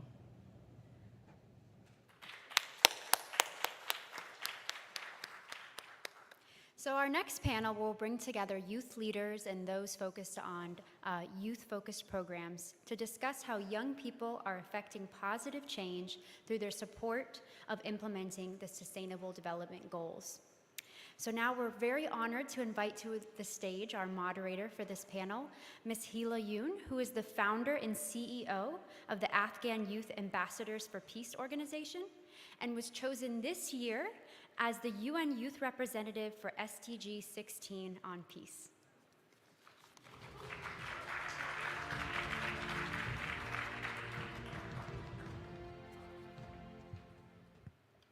Hi everyone, Salam Alaikum. So I have good news and bad news. The good news is this is the last panel. The bad news is I need you to stay awake a little bit longer. Before we begin, I would like to thank the Sultanate of Oman for holding the space and hosting a cohort of youth for the past 2 weeks. The experience has been invaluable, and I think I can speak for all of us when I say that we will be leaving Oman with a renewed enthusiasm to carry on our work. Today, there are 1.8 billion people between the ages of 10 to 24. They are the largest generation of youth in history. Close to 90% of them live in developing countries. Among them are millions of young people living in conflict and poverty, yet they continue to work towards sustainable peace and carry the hope for a better future. Throughout this journey, I have been asked about the context I came from, one with so many problems and day-to-day restriction, particularly for women and girls, and how I continue to do the work I'm doing. My only answer is that peace is not the absence of war. Peace for young people means having access to education, having access to basic rights, and having access to meaningful participation in decision-making processes. The absence of real peace is my motivation, and I will keep working until we obtain it. Let us not forget that there are countries that have come to know the peace, which only brought more chaos to its women and girls. Today, in some contexts where it is considered peaceful, women and girls are still deprived of basic education, leadership, participation opportunity, and are stripped of their fundamental human rights, and face violence for their promotion of equality and mutual understanding. I want to share a quote I heard this past week that captured the perseverance of youth who continue to strive towards what they believe despite the all obstacle they face. It is better to light a single candle than to curse the darkness.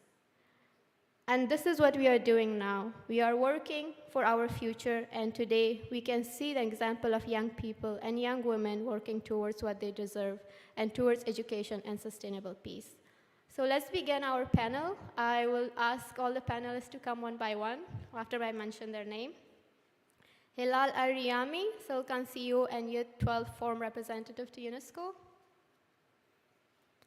Ms. Fatima Hilal is the Middle East and North Africa representative to the International Youth Committee of Religion for Peace International. Mr. Isa Toha Shamsu is the founder of African Student for Interfaith Tolerance, a youth-led peace-building NGO. Amal Al-Hawahibi is a former youth delegate to the United Nations from Oman. Fatima Bahwan is the Chief Operating Officer for Al-Jabar in Oman. So please give them a round of applause.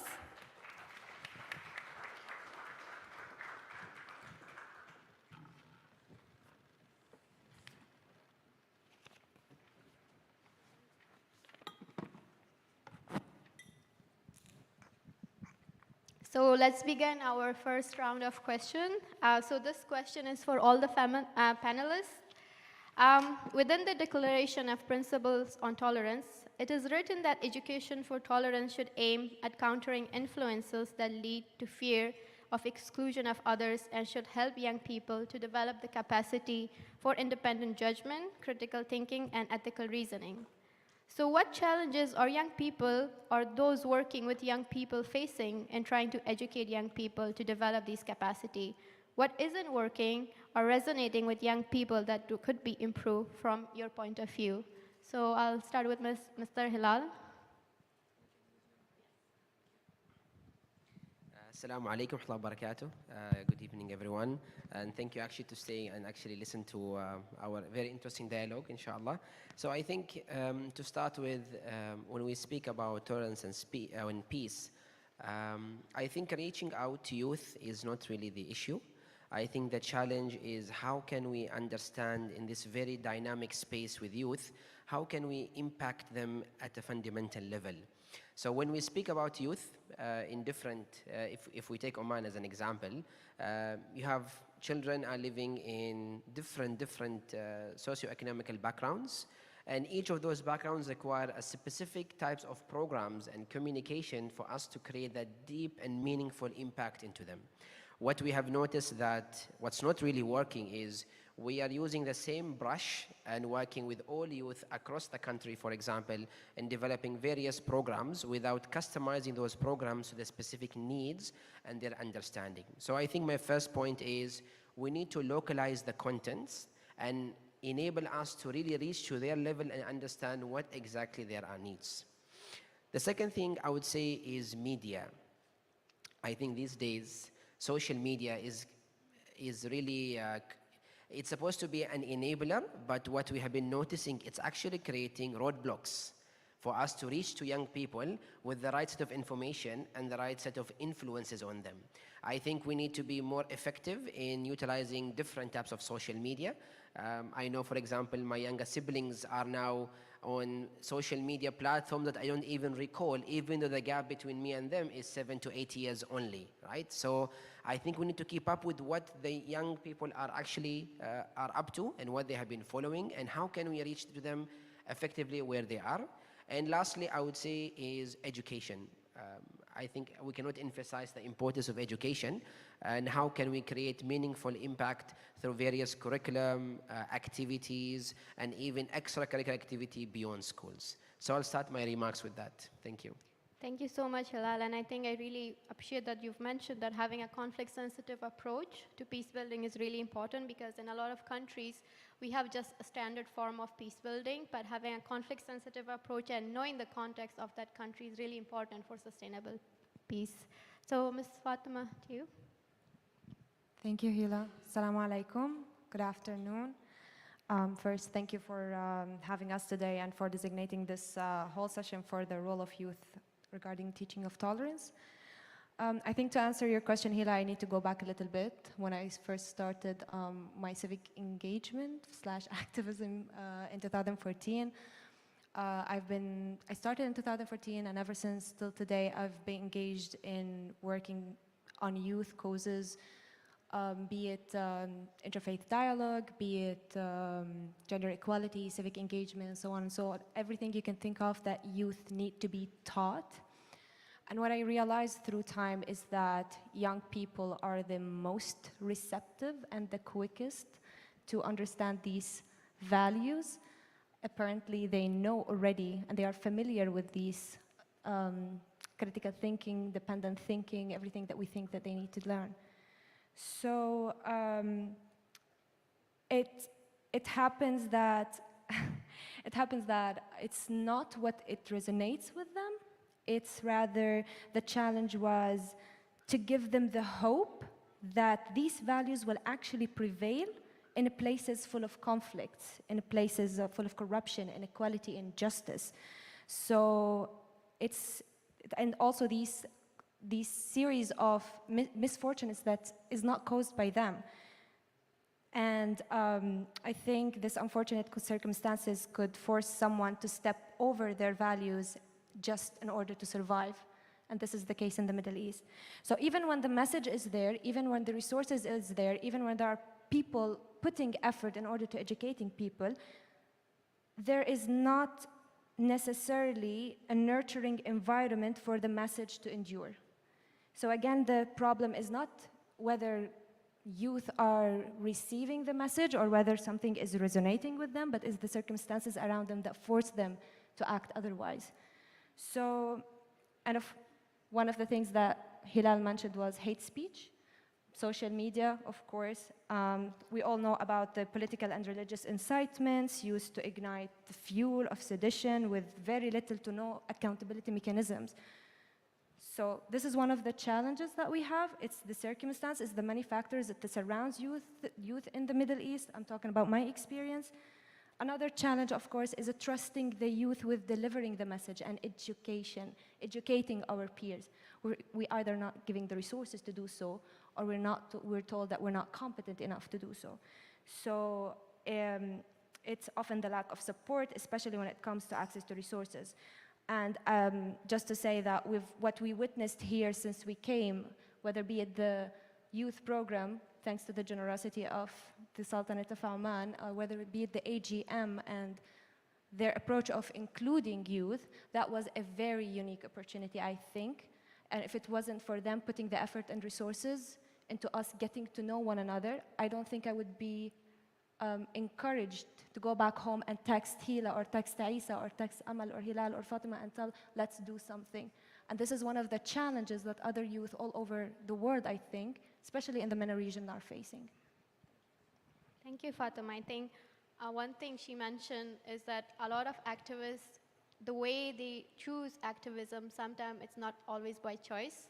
In some countries and some contexts, young people are forced to focus on these issues, on human rights abuses, on humanitarian work. So it's very important to know that many activists and many peace builders come from different backgrounds, different experiences, and what led them to this. But one thing that Fatima mentioned, that our generation have one thing in common around the world, whether we come from different experiences of different background, that this generation will not tolerate, this generation will work towards peace, this generation will not accept hate speech, and this is one thing we have in common with the youth of this generation. So thank you so much for highlighting that. Isa? Also, if you want me to repeat the question, please, in case you guys forget. Yeah. Thank you very much. Greetings of peace from me, Isa, from Ghana. This is a very interesting topic. I would like to start my presentation or my comments with two quotations. First, from the former United Nations Secretary General, Kofi Annan, who is an illustrious son of Ghana. And he said that education is the premise of progress in every society, in every family. So indeed, we all know and understand the powerful tool that education can be in transforming and promoting sustainable development. So to link education with peace, I would again read out my second quote, which is from Nelson Mandela. And he said that there can be no greater cause in the world today than the quest for peace. So with that in mind, let's look at this question. What are the challenges that young people face, or the challenges other people, say youth-focused organizations, face when engaging with young people in trying to build their capacities? First thing, the understanding of youth is a problem. In many contexts, in many countries, young people are not seen as a resource, young people are not seen as partners, young people are seen as people who should be taught so that they are not violent causers or troublemakers. And that is effective because we are seen from that negative point of view, but not really being engaged as people who have a meaningful role to play. That's the first thing. The second thing is there's a difficulty in translating theory into practice. So for instance, in my country, Ghana, there is so much of teaching when it comes to theory, but the practicalization of what has been taught remains a challenge. Because in the past, our educational system was set up in a way so that the system would provide cleric people, people who would serve as assistants, people who would do this working and writing, but not really people who would engineer change. And so that is also a challenge. The other challenge I want to talk about is peace education itself. Peace education is very limited and mostly omitted in our educational system. So you don't have a time in the timetable where young people are really taking through peace education on its own. I want to conclude on some of the challenges. Young people, just like we said, because of the perception, stakeholders are not willing to engage us, especially organizations that we sometimes admire and really want to get close to, like the INGOs and big NGOs and the rest. They don't want to engage young people as people who can really make change, but just want to bring them together and tell them, hey, when you go home, be peaceful, and that ends it. And so there's a problem with that. Thank you very much. Thank you so much, Isa. I want to add one more point. When you said a lot of countries, people don't really understand what youth is. But even in some countries where people think of young people, they only think of young men and not young women. The first thing that comes to their mind is young men, but not young women. And it's important whenever we talk about young people engagement in peace building and decision-making processes, we acknowledge that not having young women in decision-making processes will not lead us to sustainable peace, because young women also come from different experience and they experience war differently and will come up with different recommendations. And thank you for highlighting the limitation on peace education. I know in many countries don't have enough resources to actually try to build sustainable peace in their communities, especially on peace education. So the mic is up to Amal. Assalamu alaikum, good afternoon. First, I'd like to thank you for having me here. Just to answer your question, I'd like to first highlight, the first challenge I'd like to highlight is the level, to build up on what Fatma said, is the level of support and autonomy given to youth. A lot of youth feel that there's a lack of support and autonomy towards youth. I mean, when I say youth, I mean youth minorities, I mean youth with disabilities, I mean women, men, young women and men who are trying to thrive out there and make their message reach out to them. So you cannot expect the younger generation to thrive and work together with their superiors towards achieving the goals of tolerance and peace without empowering them and taking their hands, efforts, and ideas. We, as youth, appreciate that we are involved in a lot of programs, especially within the past 5 years, but I feel youth also need your support into actually taking those thoughts, those values that they're trying to spread and actually making it into a tangible product or effort. The other thing I would like to highlight is in terms of education, like Riyami said, is you mentioned that education should be categorized depending on the age segment, which I totally agree with you. I feel that it is important to enhance these values and embed these values within our children too, who will become youth and who will become future leaders. So there are simple efforts. I know it is very challenging these days to actually embed these values within our children, especially with the digital era and the rapid era. It's moving so quick.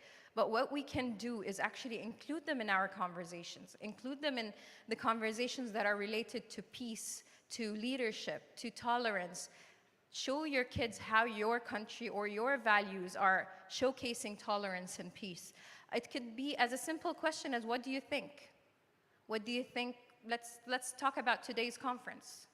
Expose them to today's conference, which I was lucky to be part of, is when the children came in and the children's efforts towards, drawing and showcasing what they think about peace and tolerance.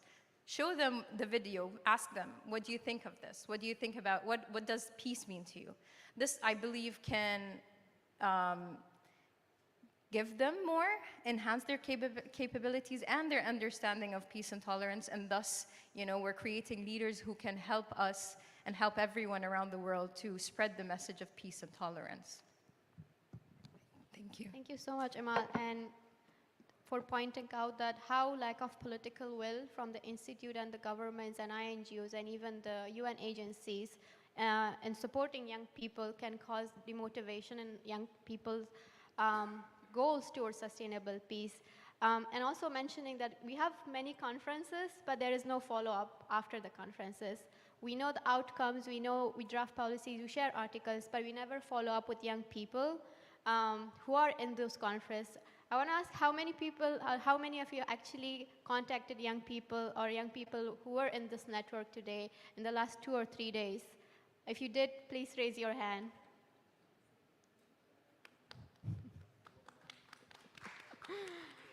Thank you so much for it, but please, after this panel, please reach out to us, connect with us, because having these conferences, like Amal mentioned, we're here because young people want to show their work, and we only can do this, we can only work together if we see and if we feel that the support is on both sides, not on one side. Young people have the energy, so please use this energy for bringing sustainable peace in your countries and in your context. Thank you so much. Fatima, by the way, we have 2 Fatimas here. So. Yeah, sure. Thank you, first of all, for having me on this panel. Honestly, I stumbled on this opportunity due to knowledge of Emil, basically, here, and her interest in youth place in the spreading of peace and tolerance. I was fortunate, however, there's 700,000 other youth members of this country who should be just equally as fortunate to be able to take part of this message. So again, inclusion in such opportunity, I do believe that as a country, we've been quite an example for peace and tolerance from an international perspective. But again, there's a role for each and every one of our community members, and we are, I think, more than ready to take on that role. When it comes to the question about the challenges that young people or the people who are working with them face trying to educate them, education and knowledge is no longer restricted to the normal teaching method. Youth nowadays are more aware of topics and areas that none of us did when we were their age. They're far more exposed. They're aware of political and human rights more than someone who's been in the industry for far longer than they've lived on this earth. And that shows the interest towards humanitarian in the next generation. I think that similarly to what Fatma and Hilal mentioned, we don't have enough ways to practice this sharing of information and knowledge, and being able to be put in a situation where we can practice these values, starting from school, home, then school, universities, and moving along that entire pipeline. And I think that's what's missing for us. Similarly, I've never come across such conversations unless I'm with like-minded people who are genuinely interested out of a personal interest. Nothing has to do with the big picture of why should we be, as young people of a specific country. We've had an amazing role model, His late Majesty, may he rest in peace, being an example for peace and tolerance. Yet the examples of peace and tolerance have always stayed to the leadership level. It was never brought down to the level of children, women in their houses, examples of people who are tolerant in multicultural, multiracial situations from within our communities. Oman is very known for these elements. However, it's not being showcased enough in that sense. And for me, as a young person, I believe that the more role models that we can see and feel, and when they're on our level, that's the way that we can kind of learn more about what peace and tolerance actually means. And I won't add further to my colleagues because, mashallah, everyone here has vast more experience than I do in that area. Thank you.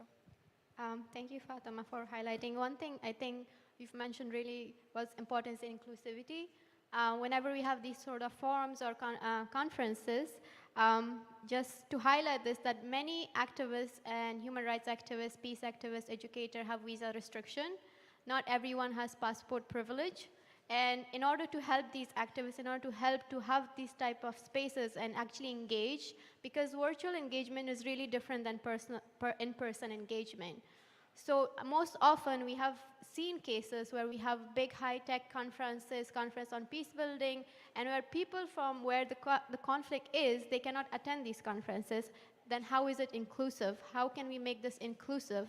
And thank you for the Oman Sultanate that they actually provided the space for more than 50 peace activists and educators from 50 different countries to actually come here and talk about this, because these are the spaces we need. These are the spaces where we can actually connect with different culture, different peace activists.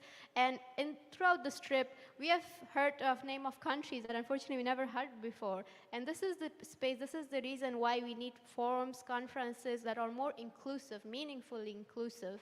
And we can listen to different young activists, educators from different age group and from different culture, from different ethnicities and religious group. So thank you for highlighting that, Fatima.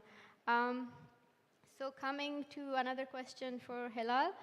So based on your time representing youth at the UNESCO Youth Forum, what key opportunities were identified as a way of promoting peace and tolerance in a post-COVID society? Thank you, Hila. I've been really enjoying the inputs from all of the speakers. I've been taking so much notes. I'll try my best maybe to highlight it and link it to the question itself. I think the first point that really struck me, what Isa have mentioned, how can we turn theory into practice? I think if we speak about peace and tolerance, what does it mean in reality, right? How can we move that into practice? And how can we ensure that we leverage that to our youth? I think that's a very, very key point that Isa mentioned. As well, Hila, you mentioned a very important point that I'll basically be the core of my answer is, how can you take youth all the way, right? We have so much conferences and events, and one of them that I participated in, which is the 12th UNESCO Youth Forum, which was late November of last year. There was so much action that came from it. We had almost 4 to 5 months of work to develop this global action plan, which was endorsed by the UNESCO members, 160 plus countries. And when we came after that, so perfect, we did the actions, we created these working groups and task forces. What's next?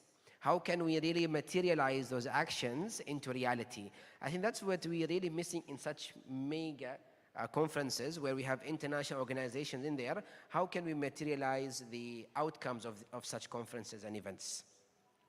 Relating to the opportunities from the Youth Forum itself, especially we were still in the midst of COVID. The conference started around mid of 2021 towards all the way to the end of the year. I think the first thing that we learned that we are so much similar and so much in difference when it comes to understanding the opportunities. So for example, a lot of the participants from the forum were saying, you know, with COVID, we need e-learning platforms, we need education to reach everyone, right? And a member of one of the youth in that event said, guys, we don't have electricity. We don't have internet. Let's go back to the basics, right? E-learning platforms, these are the good, but they're all privileged, right? Not everyone has such privilege in those countries. So I think understanding what we are in common, what do we have in common, and what are the differences that we need to work on is very, very crucial for us to put actionable outcomes from such conferences. The second point is context. I think especially after COVID, so many things have changed. People came together even more, and people, started to get apart even further. So I think context of such solutions and such opportunities is very important. We spoke about education, media, heritage, environment, all of these things. We have youth, being an activist in that space. How can we bring them together? How can we work collaboratively on those issues? Of course, building communities together. And I think my last point in this particular element is how can we implement the strength from each country when it comes to youth, right? How can we implement those areas into actionable outcomes? Today we are in this really fantastic opportunities that we speak about tolerance and peace. Here you mentioned not everyone is enabled to attend. A very interesting story is as part of our youth forum for UNESCO, we were basically filtered from 160 participants up to 14 to be selected to address the General Assembly in the UNESCO HQ. And when they sent out an email to everyone asking them who would like to go, they asked two very important questions. The first thing, if you got the 2 doses from COVID, you'll be eligible to go in, right? And the second, if you have a visa, a valid visa, you'll be able to attend the General Assembly. And automatically, it removed almost 80% of the people to attend that conference. So I think reminding ourselves on how can we be inclusive in such opportunities and bringing youth who actually take action to implement is very, very critical. And I think we can see that as the panel shed some light into their own initiatives. So thank you. Thank you so much, Hilal. And I think those are the practical problems that actually exist in so many conferences and in so many forums, that we have speakers, we have so many activists coming in, but nobody from a real country where the war is, and we don't have any because of visa restriction, because of the other restriction that they face.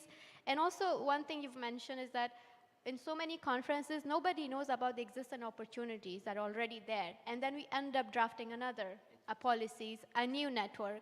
But we already have hundreds of networks that already exist. And I think one thing in these conferences that should be mentioned is that pinpointing the existing opportunities that are there instead of wasting our time creating new ones, new policies, new networks, and then not caring about the existing networks that are already there. And the other important thing that you've mentioned is the impact of COVID on young people. I think when COVID started, developed countries had the privilege of technology, electricity, so people and young people who have access to education, there wasn't a lot of big differences in their learning situation. But then we look at the countries of less developed countries where there is war, there is no electricity, you can get only 1 hour of electricity per day. How are students, how are young people need to engage with international community? How can they go to school, especially when there is no electricity and internet? And I really thank you for highlighting this, because not everyone have the privilege to continue e-learning and use technology and social media to promote peace or sustainable peace. So thank you so much for that. Fatima? Based on your experience in working on youth policies around civic engagement, diversity, and coexistence project, how do you overcome the specific challenges that young women face as leaders and participants within these spaces? I'm trying to figure it out today. You're asking how, but before we get into the how, you asked what are the specific challenges facing young women leaders. So you put a gender in that, so I'm sorry for what I'm going to say next. There are many challenges that are facing young women, both as leader and as participants. When I was trying to think how I'm going to answer this question, there are 3 things that popped in my head. So it's expectations, gender roles, gender stereotypes. I think we're all familiar with those. the expectation that girls belong in the house, the expectation that girls should follow, not lead. They should always need guardianship.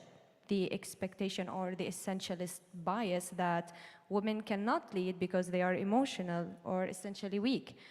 The prevailing and ever-growing masculinity, I am sure that some women here, or most of you, have heard at least once in their life a man saying, I'm not gonna allow women to tell me what to do. So if you've ever been into that situation, you know what I'm talking about. So, or I'm not gonna be led by a woman. So how to overcome these challenges? It's a process that I'm still trying to figure out, because it's new experience every time. It's a new challenge with the different people, different contexts. However, there are a couple of things that helped me throughout the way that I'm gonna share with you. Might not work for everyone, but it worked somehow for me. One of the things is partnerships. The more, the merrier. So I have people supporting me, supporting my cause, elevating my voice. The more there are people supporting me, the more the people who believe in me, and those who are colleagues within the civil society or colleagues within the youth committee, or people here, even here when we had the youth program, the more I feel confident to move forward and do something. Without that, I'm just going to be drained, because everyone else knows how this field is draining, physically, emotionally. It takes a toll on you. So that's one side. The other side is subsequent of partnerships, which have a mentor, friends, alliance, like male allies and female allies. It's amazing how many barriers you can overcome when you have males supporting you. Not just your sisterhood and your sisters supporting you, but also the male in the room reaching out to you and say, please take the lead. We trust you. Instead of having them looking down on you just because you're a woman. I had an experience once talking in an international conference like this, in a panel. I was the youngest, and I was talking about gender-based violence, and when I was over, they gave the mic for the audience for Q&A, and there's a man who stood up and diminished everything I said, and he said that I basically don't know what I'm talking about in front of the whole audience. I'm not joking. And basically because I said Tunisia is better than his country when it comes to women's rights. So I responded in a positive way, and all the women in the room stood up and clapped. And that was enough for me to take the stage again and do talk again. If it wasn't for that, I would lose some confidence in me. So that plus the support of men. I have very supportive brother, very supportive father, who are always pushing me to do the best that I can do when it comes to this field. Although I had many people in my life discouraging me from getting into this field just because I'm a woman or I'm a girl, unmarried. So you know what I'm talking about. So yeah, so that's the partnership side. Also, I keep reminding myself about the value of the work that I'm doing, why I'm doing what I'm doing, for who, what's gonna affect me, how my faith is encouraging me to do this work, how it aligns with my values. So I see it as a lifestyle, and I'm trying to push myself toward doing it, albeit all of the challenges, and I hope this can help other people in the room. So if you're a girl here and you're trying to do this work and it's draining you, just reach out to your support system, reach out to your sisters and brothers, and I'm sure you will find your way out from them. So thanks. Thank you so much, Fatima, for sharing all those. And I think you pointed on one of the main point is that having a political leadership is not the same for women that it is for men. In a lot of context, when a woman goes and stands for a political position, she faces cyberbullying, she's shamed. There's so many other problems and restrictions women faces, and often it's not acknowledged at all that why these things are happening. And the other thing is the importance of gender allies. We cannot achieve gender equality without men, but we want men to be our allies, not our representatives. Give space to a woman to speak on herself. If men wants to help us, be our partners, be our brothers, and be our supporters and allies. But don't take spaces from us and represent on our behalf. And this is one thing I want to mention in a lot of conferences. Mansplain happens. A lot of men think that they're the leaders, but give chances to women. Women are here because they have did a lot of work in their community. They are grassroots leaders. They came from different backgrounds. They came from different contexts. And they face more barriers. They face more restriction. And it's important to acknowledge this and the importance of gender allies. And thank you so much, Fatima, for highlighting that. Isa? Based on your work, working with several stakeholders group, including youth, local authorities, and religious and traditional leaders, what approach do you think in fostering partnership for promoting tolerance and understanding while also promoting youth as leaders and participants within these discussions? Thank you very much. That's a very interesting question. You know, working with religious and traditional leaders is sometimes tricky, and sometimes depends on which leader you are working with. But one thing that has worked out for me is not giving up. Sometimes you try to reach out for partnerships and you don't get the response that you're actually expecting. But it happens that the next time you'll be able to get that response. So for me, not giving up is one way.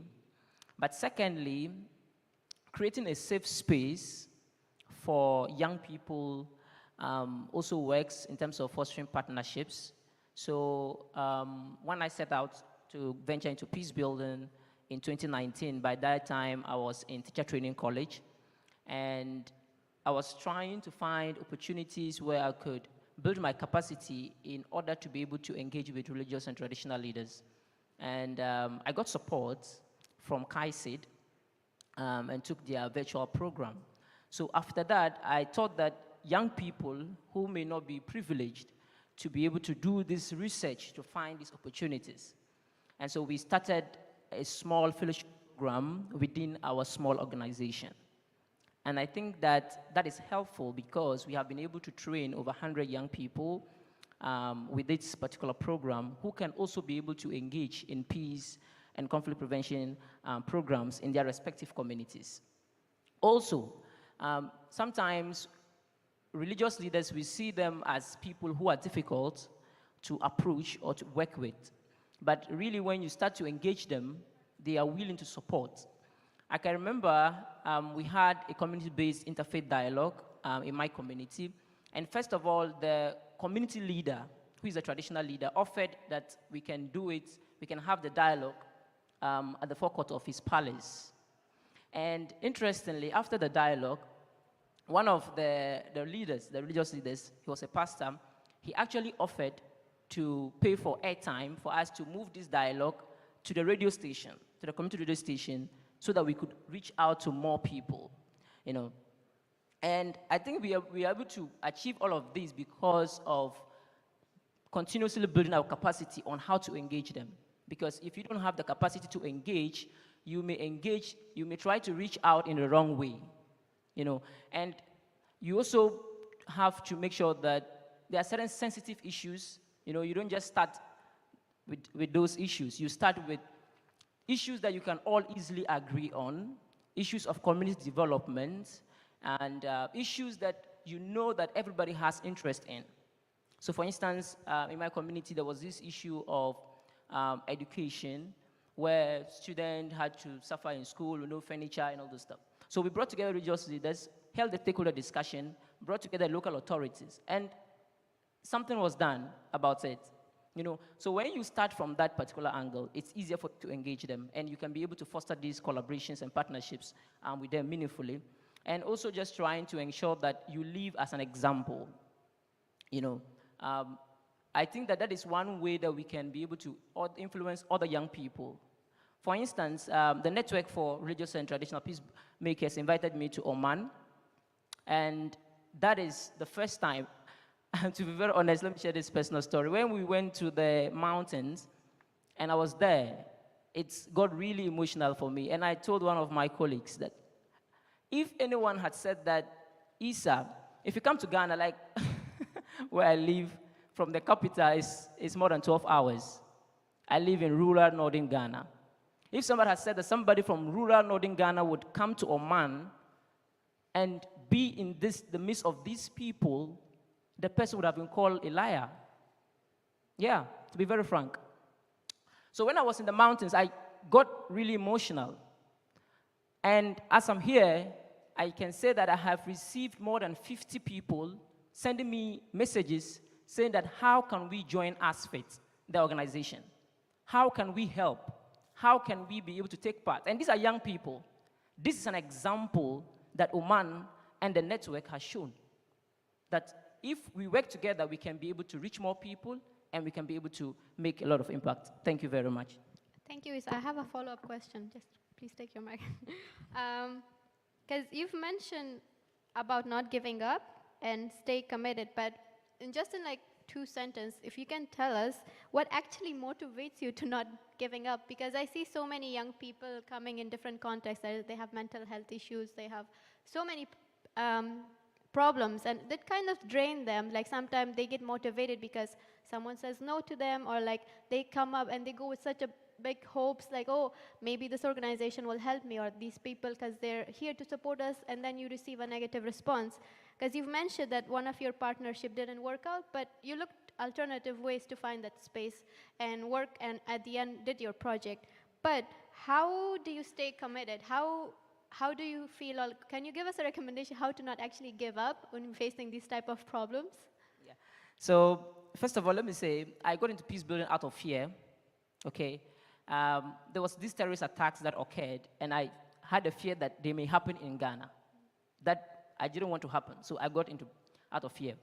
But what sustained me in the field is not fear any longer, but the impact of the work that we do, right? At the end of the day, somebody just reaching out to you and say, hey, Issa, you're doing a good job. Keep doing it. That alone is enough for me, because I know that people appreciate the work we are doing, and the work is having meaningful impact in the community. Yeah. Thank you so much. Can we please clap for Issa on this response? Thank you very much. Thank you. Amal, based on your experience at the global level, how have you been exemplifying the essence of Oman promotion of united human values such as tolerance and mutual understanding? Thank you, Hila, for your question. I'd like to start with, I think I grew up with Oman's core values of peace and tolerance. Our core values of our external policies, core values, some of them revolve around peace and tolerance and dialogue. So I think I grew up, I tried to revolve myself around that concept. And I was lucky enough to represent the Omani youth in the United Nations. And you take that experience with you wherever you go. So I remember this instance happened to me where I met a delegate, a youth delegate who was a bit rude, but in return, because in the back of your head, you know that everyone goes through bad days. Maybe it was a bad day, or maybe that person's just like that. You gotta tolerate what you face, because A, it could be a bad day. B, one of the things I believe in is no matter how people treat you bad, if you tolerate it and show tolerance and peace, you might be the reason that they would turn from bad to good. That's one thing. Another thing is, I feel it's our responsibility to show other youth, other people. So and when I went, it was an opportunity to meet with people from different parts of the world.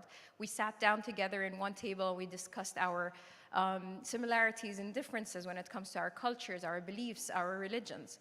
So that was an opportunity for us to share face-to-face who we really are. Because unfortunately, a lot of us use media as our main source of information.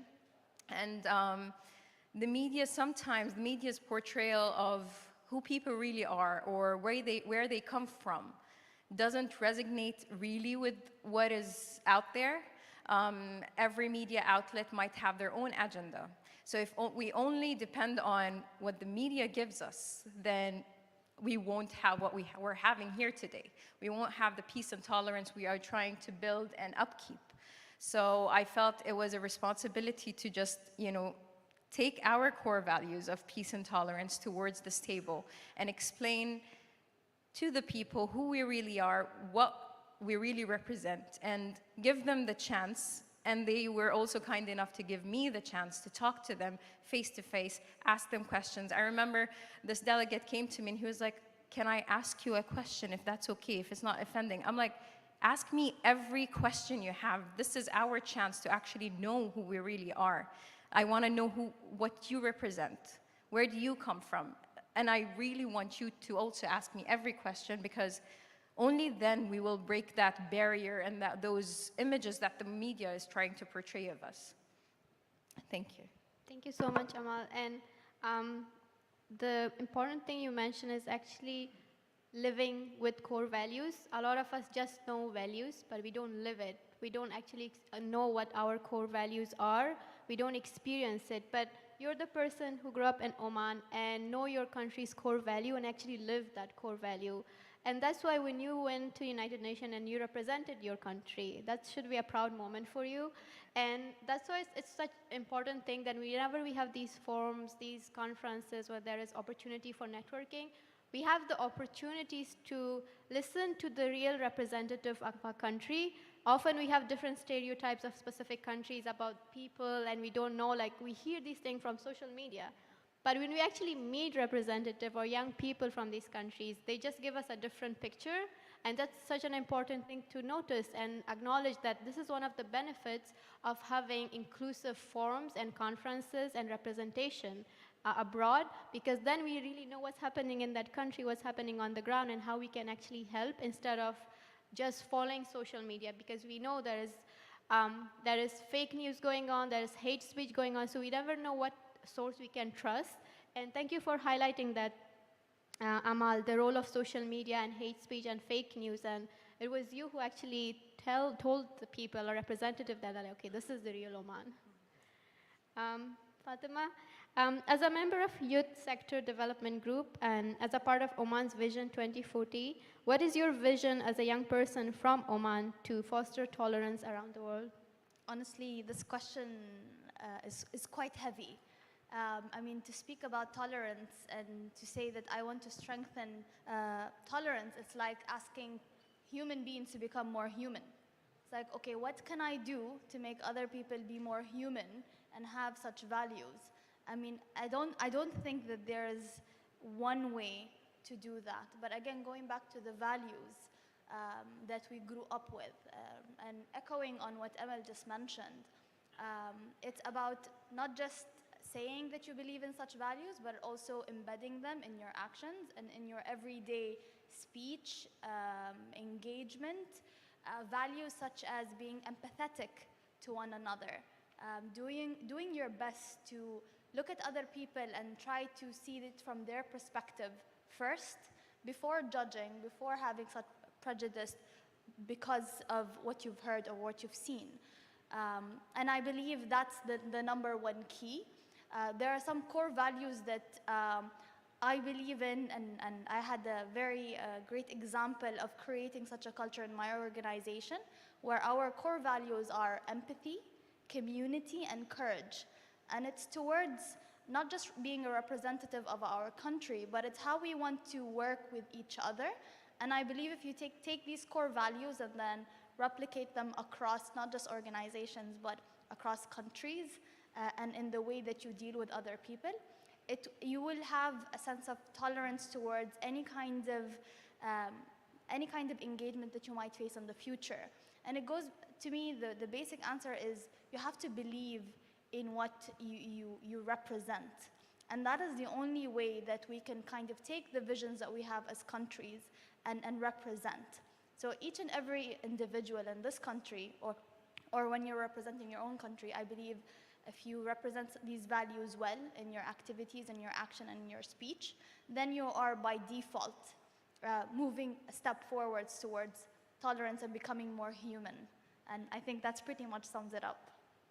Thank you, Fatima. And I think one thing you've mentioned is empathy. And I think if you're working in peace building or if you want to have sustainable peace, without empathy, without knowing the stories of the other side, you cannot reach peace. Because in a lot of countries, we have reintegration processes when we talk about peace or implementing peace agreement or there is peace process.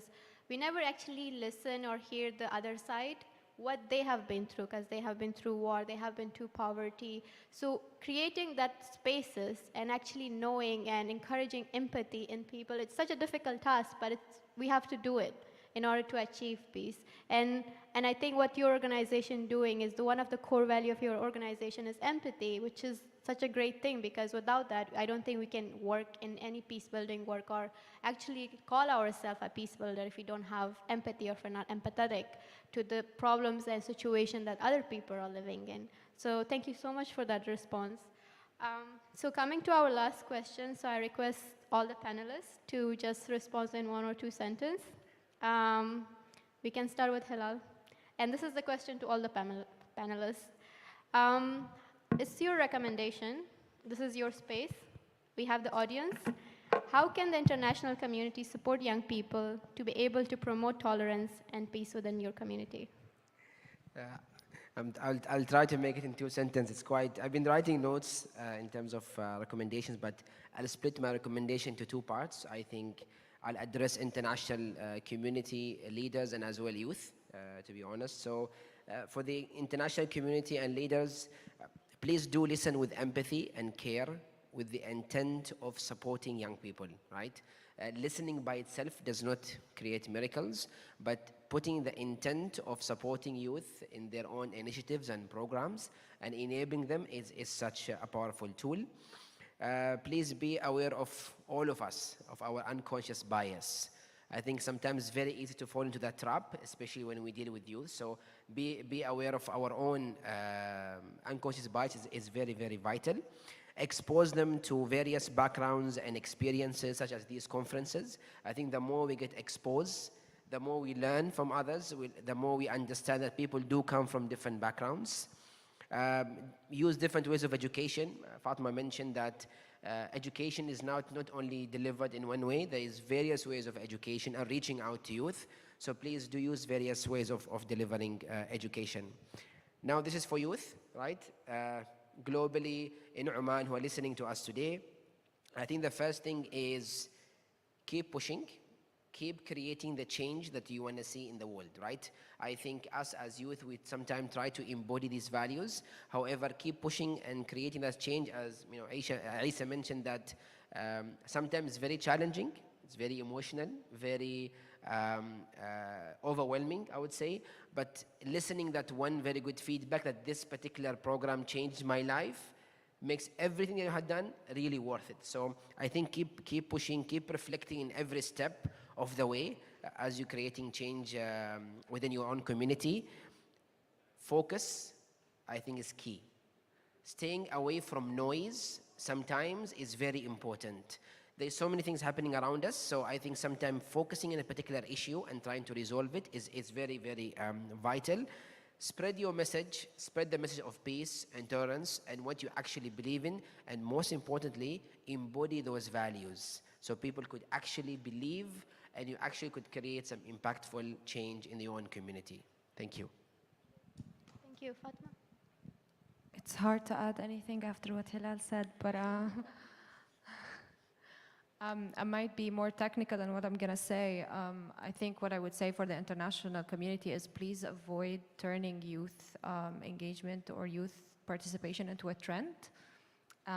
We're not a quota, we're not a facade, we don't want to be tokenized, we do have opinion, we are opinionated, sometimes unapologetic, yes, but our opinions matter and they reflect the reality on the ground. What I'm trying also to say here, I understand that the international community is putting a lot of money into understanding the needs of youth. There's a lot of studies that been conducted in different countries to see what the youth actually need, what are the gaps. And there are some programs, not the same proportion, but some programs are being designed in order to address these needs. However, and unfortunately, the international community have their own specific priority for each country, which when we actually need the funding for a specific urgent matter, we don't find it because the international community has different plans. So I don't know how we're gonna change this, but this is something to think about, all of us together. And again, as Hilal said, listen, yes, listen to young people. Please approach us rather than waiting for us to approach you. I wrote something because I thought this was gonna be a tweet. So I said, yes, listen actively, engage meaningfully, work consistently with young people. It's good that we have internships and opportunities to be engaged more in this field and this work. But it's not a secret that we are undervalued and underpaid and in different places, and we don't usually get the recognition that we should. And we all know that young people are the present and the future, and of course they are the missing piece for whatever the efforts you are working toward to. So I cannot say more than this. So thank you. Thank you. Isa?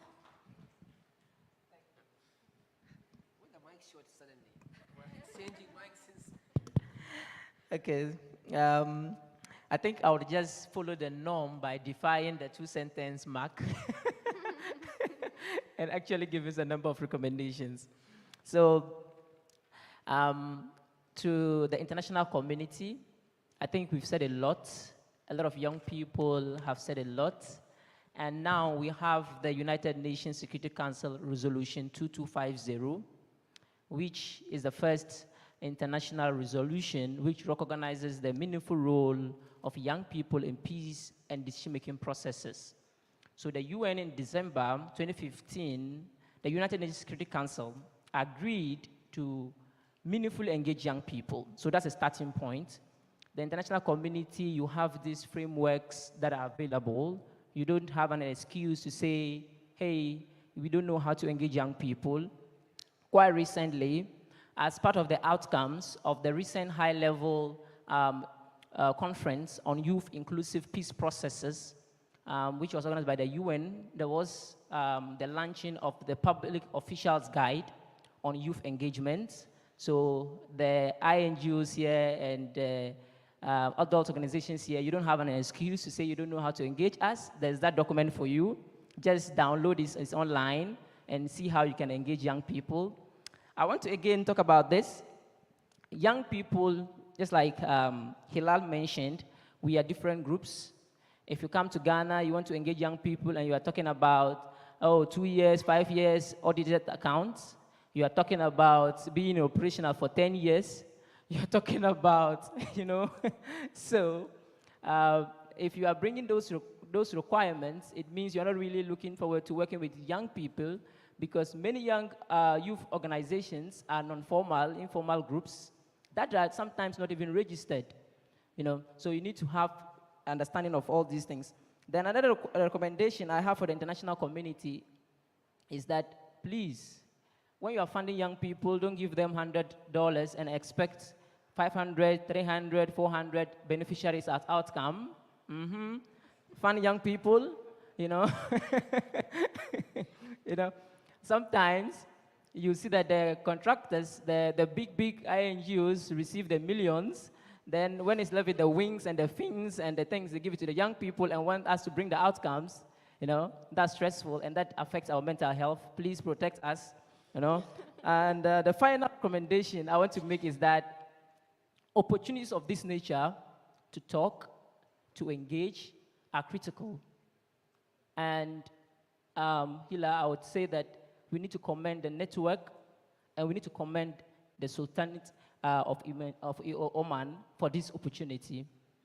To be able to bring young people like this is critical, and we need to continue to advance this, even within our local communities and our various countries. Let's don't end here, so please don't forget the recommendations. Thank you very much. Thank you so much, Isa. Thank you, everyone. So I'll build up on what everyone has said because it was wonderful.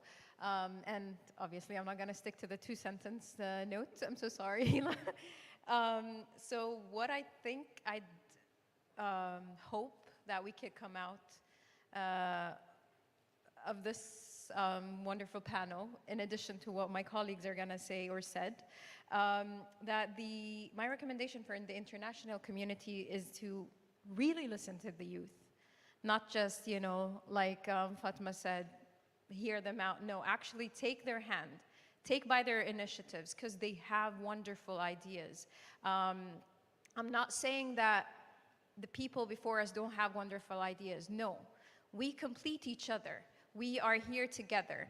I think what I'm trying to say is give the youth the tangible responsibility. Believe in them. I think what we have seen the past few days, including today, and what we have seen around the world of youth initiatives can actually make us or help us see that youth are able to take on the responsibilities and give you tangible, great outcomes. What I also would like to highlight is youth are not trying to replace anyone. We are here.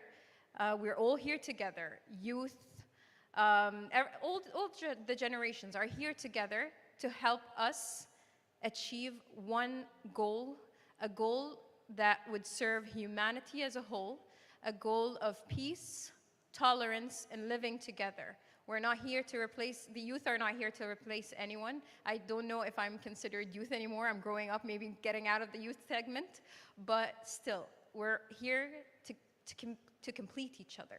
All of us, children, youth, I don't want to call us elderlies, but we're here together. Thank you.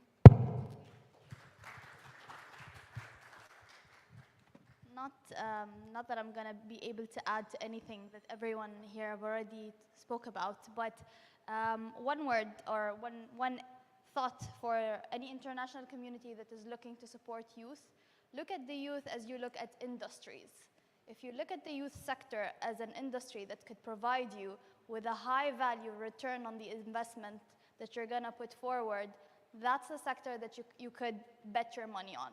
If you develop them, you have infinite amount of return on investment for years to come, because you are investing in the next generation of mothers and fathers and educators and politicians and leaders, and these are the ones that you want carrying forward your values to the future.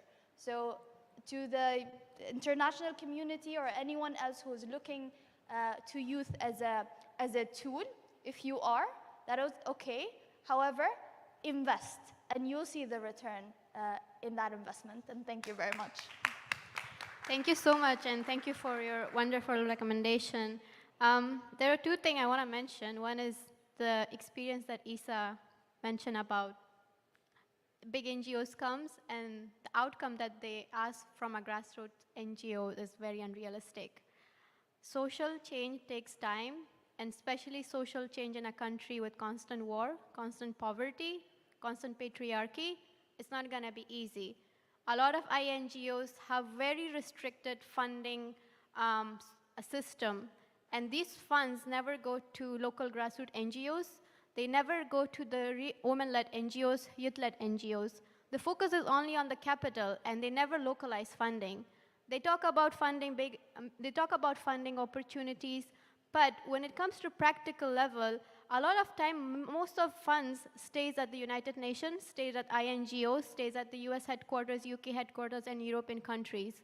They actually never goes to local NGOs because of the funding restriction on the ground, because they don't really know how the funding system or the banking system actually works in that country. And a lot of NGOs, especially local-led NGOs, they don't have that much experience to receive big funds, but if you don't have experience, how are you receiving? How can you receive funds? It's the same with the job opportunity. If you don't have experience, how can you get a job? But they ask you for experience in order to get a job, and it's the same for NGOs. And I think one of the recommendations that Isa wanted me to mention is institutional funding, and this needs to be sustainable. If you're funding an organization, an NGO, especially if it's on a big project, if it's on preventing violent extremism, if it's on peace building, you can't just fund for 2 or 3 years and then expect like a sustainable outcome, or expect that, okay, 500 people have been changed now after 3-4 workshops. That doesn't happen. We need to be realistic. In order to bring sustainable change, you need sustainable funding for NGOs. And another thing that Fatima wants to mention is bureaucracy. We spend so much time in paperwork. Okay, this proposal needs to be submitted. This NGOs needs to get this type of funding. A lot of youth organizations in many countries are at risk if they register. That's why they don't register, because the registered NGOs and their members are at risk. And a lot of INGOs don't realize this. Another thing is, a lot of youth-led NGOs don't have money, don't have the capacity to actually have big staffs with 20 or 30 people and have 10 people in finance. Because it's a grassroots NGO, you cannot have the same expectation from a grassroots NGO the way you expect from a national NGOs. It takes time. A lot of youth-led movement are working voluntarily. And please acknowledge the work of volunteers. Many young people, they don't get paid. They don't get incentive, any incentives from the INGOs. They provide their services, they provide that time for you. But at the end, they don't receive that appreciation, they don't receive that acknowledgement that they should receive from international community. So thank you so much for all the recommendations that our panelists have said today. So this is today the last panel, and I just have a few closing remarks. I know it's been a long day. Today we listened to young people sharing their experiences and all the work they have done. And at the end of the day, I want and we want you to not just listen to us, but actually hear us, acknowledge us, and acknowledge our work and our experiences. Reach out to us, connect with us, and work with us. Today we have the rare opportunity to connect with people from incredible number of countries and cultures. We have the space that's right here. We have the time, we have the opportunity. What are we waiting for? We had so many coffee breaks, and we will have another coffee break and dinner. So please connect with us. This is the last day we have and tomorrow.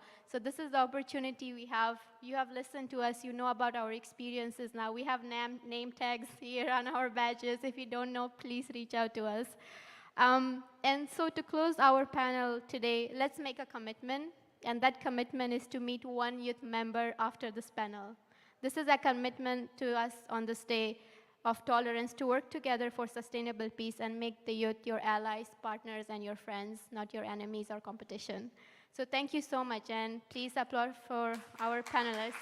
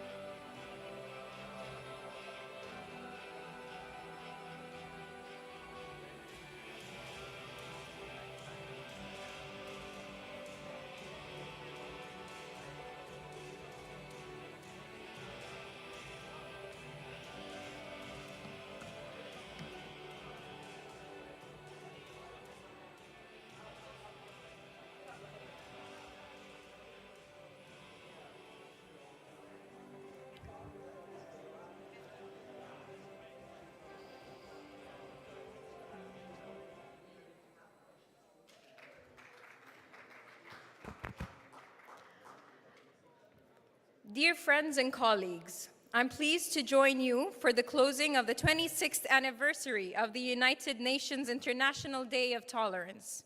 Like the previous one, the gathering was marked by several conflicts and challenges, which has tested all some way or another. The road ahead is challenging and unpredictable, but returning back to our humanity, our united human values, and the responsibility we have to one another, we solve the challenges and promote sustainable development. Today's discussion was a testimony of this, and that only through a whole of society approach can we achieve our goals, meaning leaving no behind, which relies on environment that promotes tolerance. We will summarize these discussions and will implement the great recommendations we have heard all today. With that, I thank all for coming, and inshallah we will see you in the next celebration. Thank you very much, everyone.